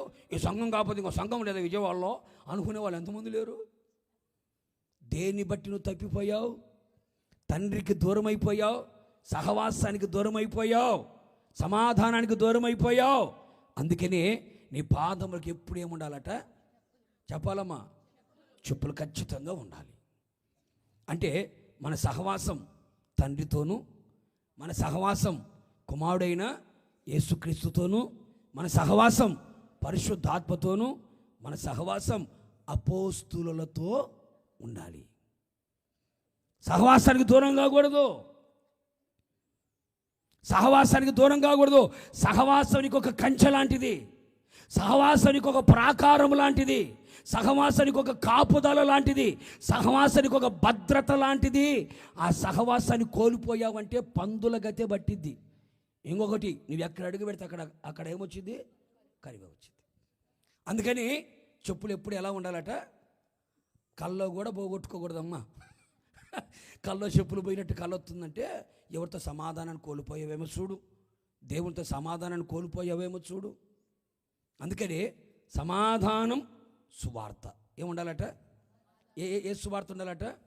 కుడికాలు చెప్పు కుడికాలికే ఉండాలా, ఎడంకాలు చెప్పు ఎడంకాలికే ఉండాలి. లేదు అని ఎడంకాలు చెప్పు కుడికాలికి వేసుకుని, కుడికాలు చెప్పు ఎడంకాలికి వేసుకుని అనుకో, నీ నడక మారిద్ది. అప్పుడు ఆ పాట పాడతావు, ఏమని? అది పాడతావు. అందుకని మనం ఏం చేయాలా? చెప్పు, ఏ కాలు చెప్పు. ఈ మధ్య స్టైల్గా మరి ఎత్తు మెడలు వేసుకున్నాం అనుకో, ఎన్నెముక పోయిద్దమ్మా, ఎన్నెముక దెబ్బతింటే జాగ్రత్త. అందుకని స్టైల్ మనకొద్దు, మన నడక మారిపోవద్దు.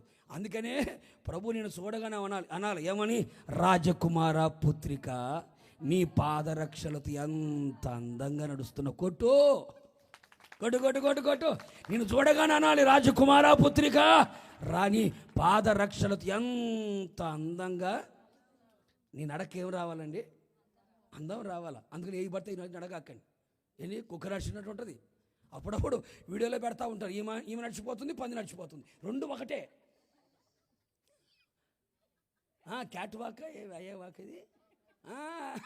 మీ తెలియని వాకులా, మీ తెలియని వాకులా. ఆ పందిని పెట్టారు, ఈ మనిషిని పెట్టారు, రెండు చూసి సేమ్ టు సేమ్ అండి. మళ్ళీ ఇంకో వీడియో చూస్తే ఈ మనిషిని పెట్టారు, బాతుని పెట్టారు, రెండు ఒకటేలాగా నడుస్తున్నాయి.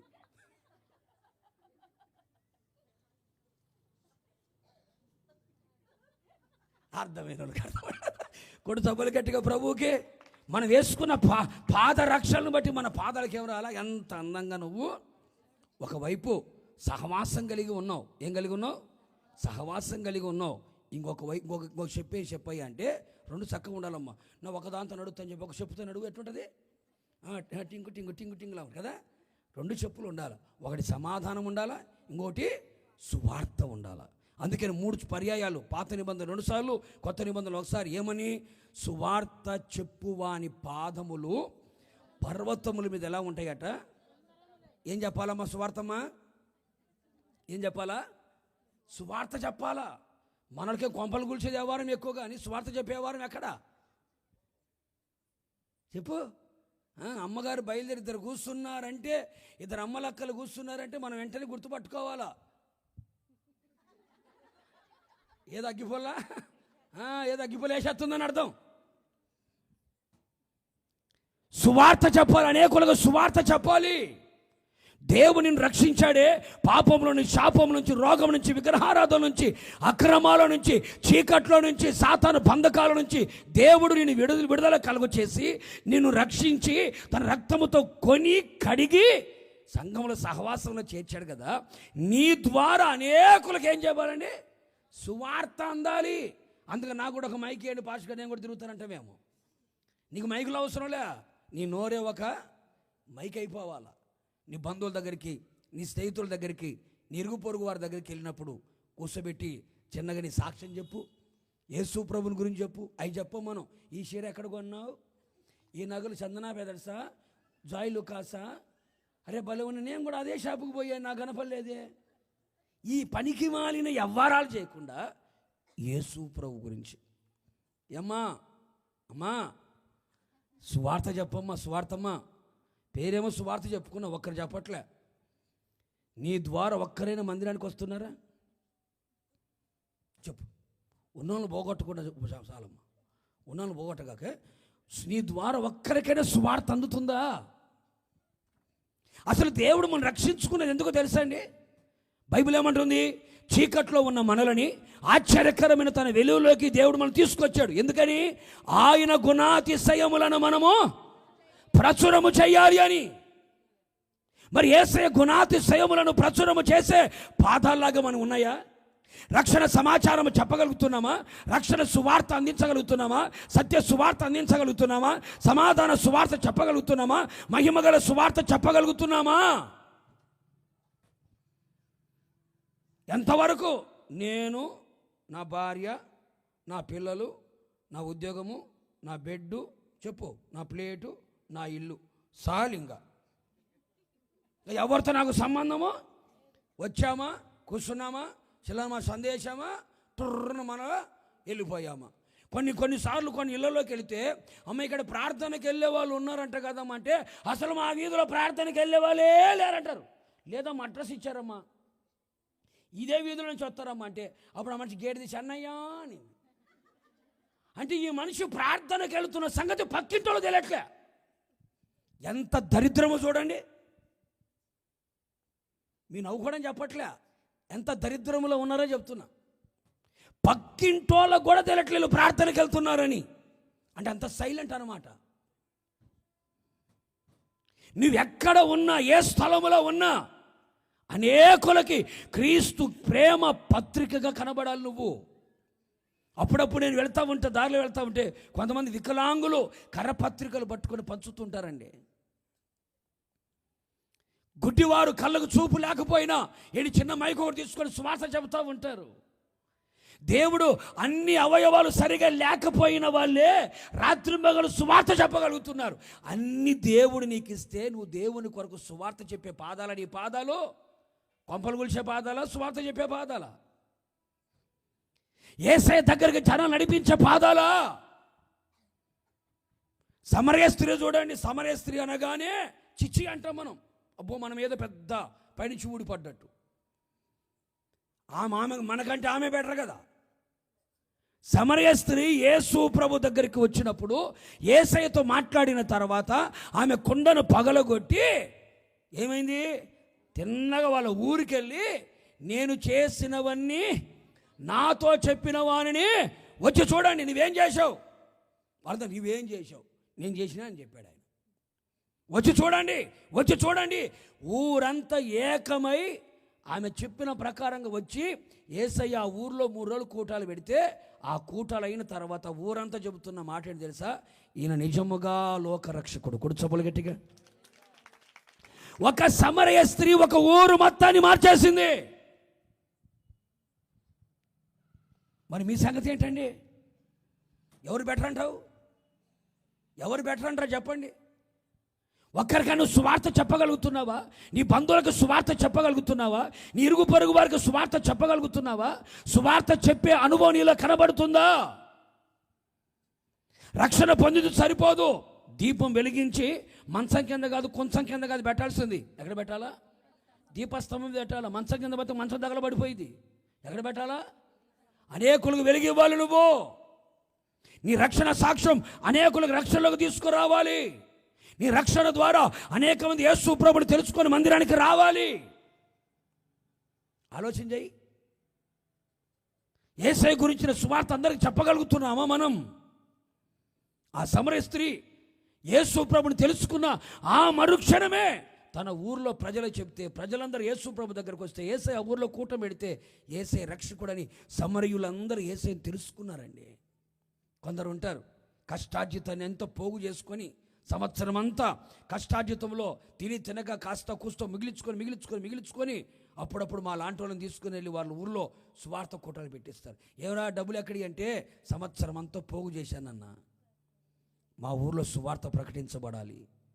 మా ఊళ్ళో అనేక మంది అన్యజనులు ఉన్నారు, సర్వసత్యం తెలియని వాళ్ళు ఉన్నారు, వాళ్ళకు సువార్త చెప్పబడాలని నాకు అవసరమైన ఖర్చులన్నీ కూడా, అనవసరమైన ఖర్చులన్నీ చేయకుండా ఆ డబ్బులన్నీ పోగు చేసుకొని ఇదిగో అనేకులు సువార్త పెడదామని ఈ కుటలు పెట్టామన్నా అని చెబుతాం. ఎంత సంతోషం అనిపిస్తుందండి. ఏ చెప్పులు ఉండాలమ్మా నీకు? నీకు ఒక చెప్పు ఉందేమో చూసుకో, రెండో చెప్పు లేకపోతే నీ నడక ఎట్టుంటో చూసుకో.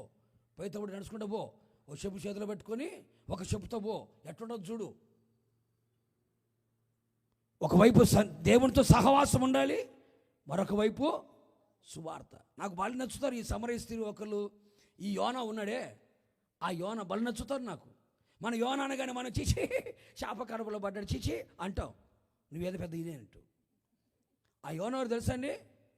3 రోజుల ప్రయాణం అంతా తిరిగి జాగ్రత్త ఉగ్రత వచ్చింది, జాగ్రత్త ఉగ్రత వచ్చి, జాగ్రత్త పోతా నువ్వు అని వాక్యం చెప్పాడు. ఊరంతా ఏమైంది తెలుసా? దేశమంతా రాజు మొదలుకొని పసిబాలుడు వరకు కూడా ఉపవాసం ఉండి గోనె పట్ట కట్టుకొని వాళ్ళు ప్రార్థన చేస్తే దేవుడే మనసు మార్చుకున్నాడు. కొడు చపలు గట్టిగాను. దేశం నిన్నవే పట్టణమంతా కూడా 3 రోజులు ప్రయాణం చేసి సువార్త చెప్పాడు. మన తాత ఉన్నాడే, ఏ తాత? నోవాహు తాత. ఎన్ని సంవత్సరాలు సువార్త చెప్పాడమ్మా? 120. ఎంతమంది రక్షణ పొందారు? 8 మందే.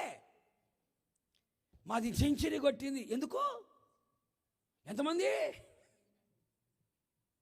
ఏం మాట్లాడేంటండి? 120 సంవత్సరాలు సువార్త చెప్పాడండి నోవాహు. ఆ 8 మంది ఎవరు? ఇంట్లో వాళ్ళే, బయట ఒకరు రాలే. వాళ్ళు కూడా ఈ దెబ్బ తట్టుకోలేక ముసలోడు పోరు తట్టుకోలేక వచ్చినట్టున్నారు. వాళ్ళు కూడా బయట ఒకడు వచ్చాడా? నోవాహులాగా కాదు మన సువార్త చెప్పేది. చెప్తే యోనాలాగా చెప్పాలి, సమరయ స్త్రీలాగా చెప్పాలి. కొడు సొప్పలు గట్టిగా, కొడు గట్టిగా. దెబ్బకు ఊరంతా ఏకం అయిపోయిందండి. అప్పుడప్పుడు అంటూ ఉంటా, ప్రభువా యోనలాగా నాకు కూడా చెప్పయ్యా. ఊరంతా అట్టొచ్చిందండి. పశ్చాత్తాపం పొంది బోనపట్టు కట్టుకొని, పసిపిల్లలు కూడా పాలు మానేసి, పశువులు కూడా గడ్డి తినడం మానేసి వాళ్ళు మారు మనసు పొందుకొని కన్నీరుకి విడిస్తే దేవుడే తన మనస్సును మార్చుకొని ఉగ్రత వాళ్ళ మీదకి రానిలేదంట. సువార్త చెప్పే పాదాలు సుందరమైన పాదాలు. కొడు చప్పులు గట్టిగా. ఒకటి చెప్పా, యేసయ్య అడుగు జాడల్లో నడిచే పాదాలు. రెండో పాదాలు చెప్పులు తొడుక్కున్న పాదాలు. ఇంకొక పాదాలు చెప్పి ముగించేద్దాం. ఉన్న కాడికి గొట్టు గట్టిగా. సరిపోదు అబ్బే, సౌండ్ మెన్సాలి. ఇంకా గట్టిగా. నువ్వు ఎంత సప్పట్లు కొడతావో 4 లాభాలు ఉన్నాయి. ఎన్నోనే? 4 లాభాలు ఉన్నాయి. ఎందుకంటే మీ లాభం లేకుండా ఏ పని చేయరు మీరు. మీకు లాభం ఉంటేనే పని చేస్తారు. 4 లాభాలు ఉన్నాయి. నువ్వు గట్టిగా సప్పట్లు కొట్టావనుకో యేసయ్యకు మహిమ. రెండవది, గట్టిగా సప్పట్లు కొట్టావనుకో గుండె జబ్బులు రావంట సైన్స్ ప్రకారం. 3, గట్టిగా సప్పట్లు కొట్టావనుకో దోమలు ఈగలేమని వస్తే చచ్చిపోతాయి. 4వది, చలికాలం కనుక గట్టిగా సప్పట్లు కొట్టావంటే వెచ్చగొట్టదు. 4 లాభాలు చెప్పానుగా. ఇంకా లాభం చెప్తారు తర్వాత మీరు ఊరుకుంటారా? ఇప్పుడు కొట్టు గట్టిగా కొడతారు. లాభం లేకపోతే ఏం పని చేయరు కదా. చివరిగా మన పాదాలు ఎలా ఉండాలి? పరమగీతాలు. ఈ మాట చెప్పి ముగిచ్చేస్తాను. పరమగీతాలు 5వ అధ్యాయం. నాకు బాగా నచ్చిన మాట చూడండి, భలే ఉంటుంది ఈ మాట. పరమగీతాలు 5వ అధ్యాయం 3వ వాక్యం చూడండి. తీసేసిన మనకి ఎందుకు లేమ్మా, కింది చదువు. దాని సంగతి మనకి ఎందుకు? నా పాదములు కడుగుకొని నేను మరలా వాటిని మురికి చేయనేలా. నేను మరలా మురికి ఎలా చేసుకోమంటావు? షూలమితి పెళ్లి కుమార్తె సంఘానికి సాదృశ్యంగా కనబడుతుంది కదా. ఈ షూలమితి ఏమని మాట్లాడుతుంది? నా పాదములు కడుగుకొన్నాను, నేను మరలా. అందరికి ఆ మాట గట్టిగా చెప్పుకోండి. నువ్వు చెప్పు, నువ్వే షూలమితిలాగా ఫీల్ అవు. చెప్పు. ఇక్కడ చదివినట్టు ఉంటుంది ఎవరు. కొంచెం బాగా చదవండి. నా పాదములు కడుగుకొని మరలా ఎలా మురికి చేసుకోమంటావు? నేను ఇప్పుడే నా పాదాలు కడుక్కున్నా, నేను నా పాదాలు శుభ్రం చేసుకున్నానే. నా పాదాలు ఇంతవరకు నా పాదాలు అపవిత్రతతో ఉన్నాయి. ఇప్పుడు వరకు నా పాదాలు కీడు చేయడానికి పరిగెత్తాయి. దేనికంట? నేను బైబిల్లో ఉన్న మాటలే. కీడు చేయడానికి పరిగెత్తే నా పాదాలు. నా పాదాలు బురదలా ఉన్నాయి. ఎక్కడున్నాయంట? కొందరి పాదాలు ఎక్కడున్నాయంట? ఇర్మియా గ్రంథం రాసి ఉంటుంది, పాదములు బురదలా ఉన్నాయి. మరి ఏ బురదో తెలియదు, మరి ఏ బురదలో ఉన్నాయో తెలియదు. అందుకే కీర్తనకాడేమంటాడు, జిగట్టగల దొంగ ఊబిలో కూడా దొంగ మంచిగా ఉంటాయా? ఉంటాయి. అందుకే దొంగ ఊబి అన్నాడు. మహా దొంగది అది. ఏ ఊబి? జిగట. మళ్ళీ దాంట్లో మన జిడ్డు వదలదు.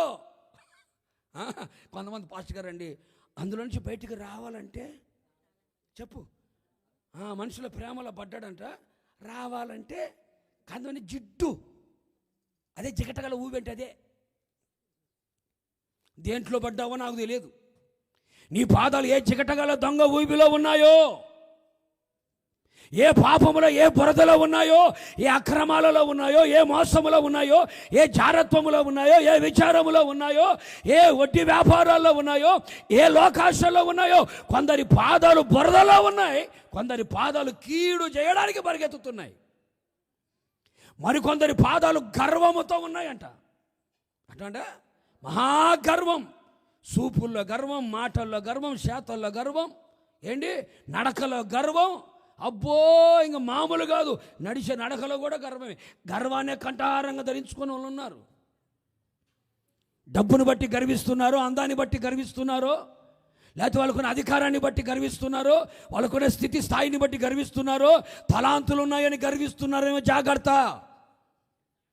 ఆమె అంటది, నా పాదాలు గర్వంతో ఉంటే కడుక్కున్నా, నా పాదాలు బురదలో ఉంటే కడుక్కున్నా, నా పాదాలు కీడు చేయడానికి పరిగెత్తుతుంటే కడుక్కున్నా, నా పాదాలు రక్తముతో ఉంటే, రక్తం అంటే ఏంటి? నరహత్య. నరహత్య అంటే ఏంటి? సహోదర ప్రేమ లేనితనం, ద్వేషం, పగ, ఈర్ష, అసూయ, మత్సరముతో ఉన్న నా పాదాలని కడుక్కున్నా. ఎలా కడుక్కున్నావమ్మా? యేసు రక్తముతో కడుక్కున్నా. ఎలా కడుక్కున్నావు? వాక్యముతో కడుక్కున్నా. ఎలా కడుక్కున్నావు? దేవుని ఆత్మతో కడుక్కున్నాను. అందుకే దావీదు అంటాడు కదా, నన్ను బాగుగా కడగయ్యా, బాగా కడగయ్యా, హిమము కంటే తెల్లగా ఉండునట్లుగా నన్ను కడుగు. నిరపరాధి రక్తాన్ని ఒలికించిన చేతులు, పాపం మీద ఆశ కలిగిన చేతులు, పాపం మానలేని కన్నులు కలిగిన జీవితం నాది, నన్ను కడగయ్యా. హిమము కంటే తెల్లగా ఉంటట్టు కడగయ్యా, నన్ను బాగా కడగయ్యా. కడగబడిన పాదాలు నాకు కావాలి అని పాదాలు కడుక్కొని ఉన్నా నేను. ఎంత బాగుంటుందో తెలుసండి. ఇప్పుడే పాదాలు కడుక్కున్నా, మరలా నేను మురికి చేసుకోమంటే ఎట్లాగా నేను చేసుకోను. మనం ఏం చేస్తాం? కడుక్కోవడం, మళ్ళీ బురదలో పోవడం, మళ్ళీ ఆదివారం రావడం, మళ్ళీ నన్ను దిద్దము అనడం, మళ్ళీ సోమవారం నుంచి మళ్ళీ పోవడం, మళ్ళీ శనివారం రావడం, నన్ను.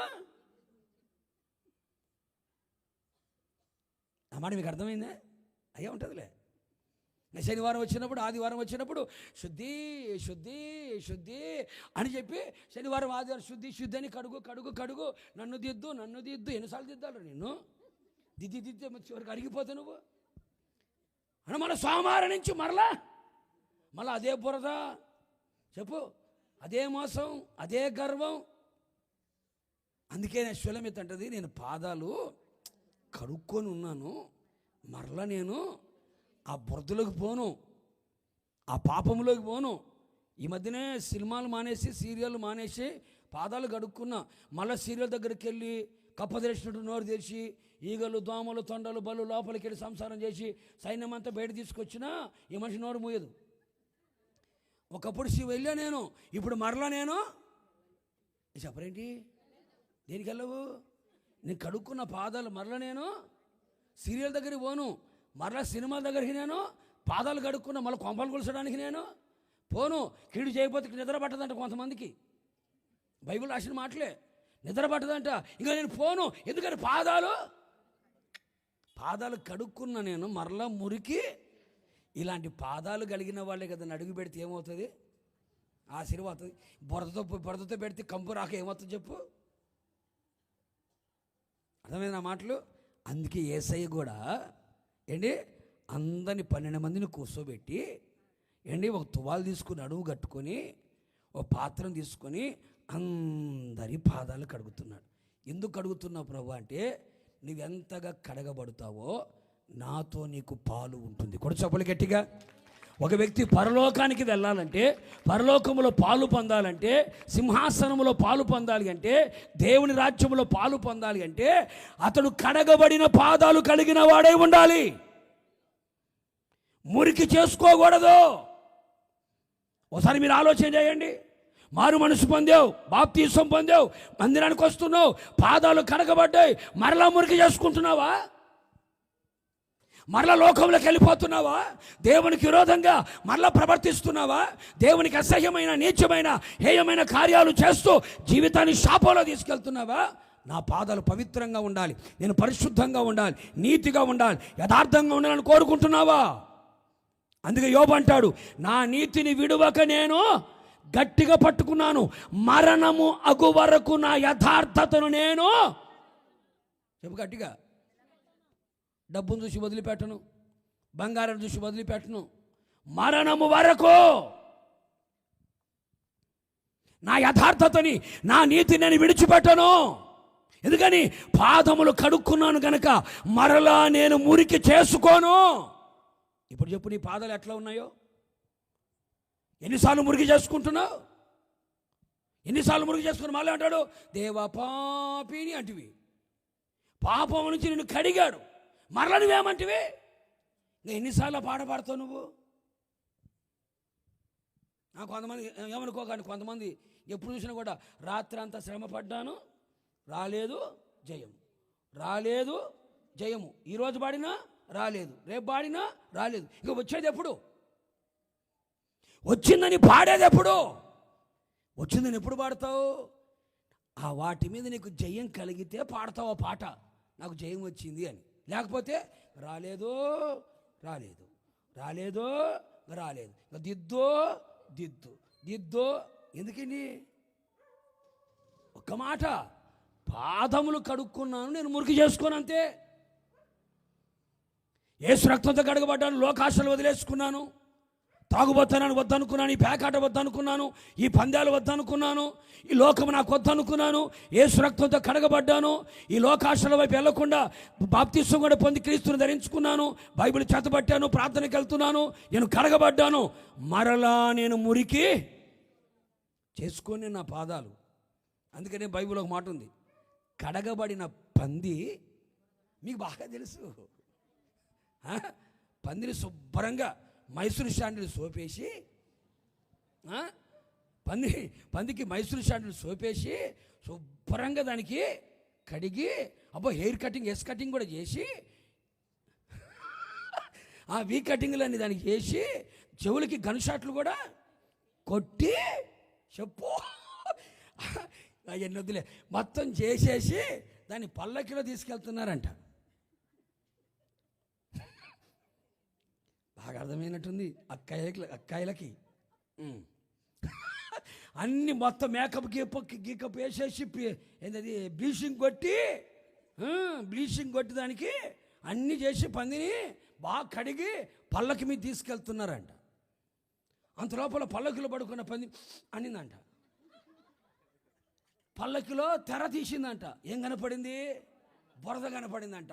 డమాలు దూకింది. సంక్రాంతి పండుగ వచ్చింది కదండి, డబాలు దూకిందంట. దేంట్లోకి? కోళ్ళ పందాల్లోకి దూకింది. కోళ్ళ పందాల్లోకి దూకింది, క్రికెట్ బెట్టింగ్లోకి దూకింది. ఎరా పండగ రోజున ఓ పెగ్గెద్దాం రా అంటే దూకింది.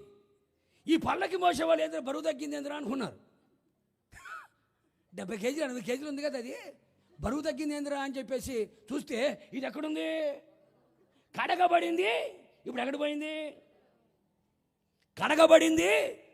కొంచెం కఠినంగానే చెప్తున్నాను, కడగబడింది. ఎక్కడికి వెళ్ళింది? యేసు రక్తంతో కడగబడింది, బాప్తిసం పొంది కడగబడింది, దేవుని ఆత్మతో కడగబడింది. ఇప్పుడు కడగబడింది ఎక్కడ పోయింది? బురదలోకి పోకూడదు. మనం సులమితిలాగా చెప్పాలా. ఏమని? పాదాలు కడుక్కున్నా, ఇంకా నేను మురికి చేసుకొని నేను నా చూపుల ద్వారా అయినా, నా తలంపుల ద్వారా అయినా, నా ఆలోచనల ద్వారా అయినా, నా క్రియల ద్వారా అయినా, నా నడక ద్వారా అయినా, నా పడక ద్వారా అయినా, నా ప్రవర్తన ద్వారా అయినా నేను మురికి చేసుకోను. ఎందుకయ్యా అంటే ఆయనలో నేను పాలు పొందాలి. బైబిల్ ఏమంటుంది? మొదటి పునరుత్థానములో పాలు పొందువారు ధన్యులు, వారు పరిశుద్ధులు. మనమందరం మొదటి పునరుత్థానములో పాలు పొందాలి. మొదటి పునరుత్థానం అంటే ఏంటి? ఆర్భాటముతో, ప్రధాన దూత శబ్దముతో, దేవుని బోరతో ఆయన మధ్యాకాశంలోకి రాబోతున్నాడు. ఆత్మ పెళ్లి కుమార్తె ఎక్కిరమని ఒక స్వరం వినబడబోతుంది. ఆ స్వరం వినబడినప్పుడు దేవుని యొక్క ఆత్మచేత నింపబడి కడగబడినటువంటి అనుభవాల్లో ఉన్న వారందరూ కూడా ప్రభు రాకడికి ఎత్తబడతారు, ప్రభు రాకల్లో ఉంటారు. మధ్యాకాశంలో 7 ఏళ్ల విందు జరుగుతుంది. ఆ తర్వాత 1000 ఏళ్ల పాలన ఉంటుంది. ఆ తర్వాత యేసుతో యుగ యుగాలు కూడా ఉంటారు. కొడుచబడి గట్టిగా. అది మొదటి పునరుత్థానం.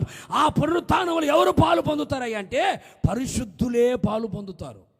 వాళ్ళ మీద రెండవ మరణము అధికారం లేదు. మరి ఆ పరలోకములో మనం ఉండాలంటే మన పాదాలు ఎప్పుడు ఏముండాలంట? కడగబడినవై ఉండాలి. నేలు పాలిస్తూ ఉండకూడదు, గోరింటాకులతో ఉండకూడదు. ఏమవ్వాలమ్మా? వినపల్లె. కడగబడినవి ఉండాలి. కడగబడితే ఆయనతో పాలు ఉంటుంది, కడగబడకపోతే సాతానుతో ఉంటుంది. మనందరూ ప్రభు రాకలు ఎత్తబడాలి, ప్రభుతో కూడా ఉండాలి. అదే మన దర్శనం, అదే మన గురి, అదే మన భక్తికి ముగింపు. దాని కొరకు మనం ప్రయాసపడుతున్నాం. ఈ కడగబడిన పాదాలతో నీవెక్కడ అడుగు పెట్టినా అక్కడ ఆశీర్వాదం, అక్కడ అద్భుతం. మన పాదాలు ఎలా ఉండాలా? కడగబడినవై ఉండాలి. 3 చెప్పా, చాలా ఉన్నాయి. 3 చెప్పా. 1, యేసయ్య అడుగు జాడలు విడువని పాదాలు. 2వది, చెప్పులు తొడుగుకున్న పాదాలు. 3వది, కడగబడి మురికి చేసుకొనని పాదాలు. ఈ 3 అనుభవాలు ఏ సేవకుడికైతే ఉంటాయో, ఏ సంఘములో అయితే ఉంటాయో, ఏ విశ్వాసికైతే ఉంటాయో, ఏ కుటుంబంలో అయితే ఉంటాయో, ఇక మీదట మీరు పాదము పెట్టిన చోట నెల్ల ఆశీర్వాదం, అద్భుతం మీరు చూచెదరుగాక. మీ చెవులు వినుగాక, మీ నోరు స్తుతించునుగాక. ప్రభువుని అడుగుదాం, ప్రభువా ఇక మీదట నా పాదాలు నీ అడుగులను విడవకుండా ఉండాలి. ఇక మీదట నా పాదాలు ఎప్పుడు చెప్పులు తొడుగుకొనే ఉండాలి. ఎప్పుడు నా పాదాలు కడగబడి మురికి లేకుండా ఉండాలి. ఆ విధంగా నా జీవితాన్ని, నా బ్రతుకుని, నా కుటుంబాన్ని, నా సంఘాన్ని, నా ప్రాంతాన్ని మీరు చెయ్యండి ప్రభు అని అడగండి. ఈ సంవత్సర ప్రారంభములో నా దేవుడు ఈ మాటలు మనకిచ్చాడు. ఆయన నీతి కలిగిన మాట బయలుదేరి ఉన్నది, అది వ్యర్థము కానేరు. ఈ మాటలు వ్యర్థము కానేరకున్నట్లుగా నా దేవుడు చేయునుగాక. విశ్వసించిన వాళ్ళందరూ 2 చేతులెత్తి గట్టిగా హల్లెలూయా అని చెప్పుకోండి. ఈ మాటలను నా దేవుడు మీ హృదయంలో స్థిరపరిచి నూరంతలుగా ఫలింప చేయునుగాక. God bless you.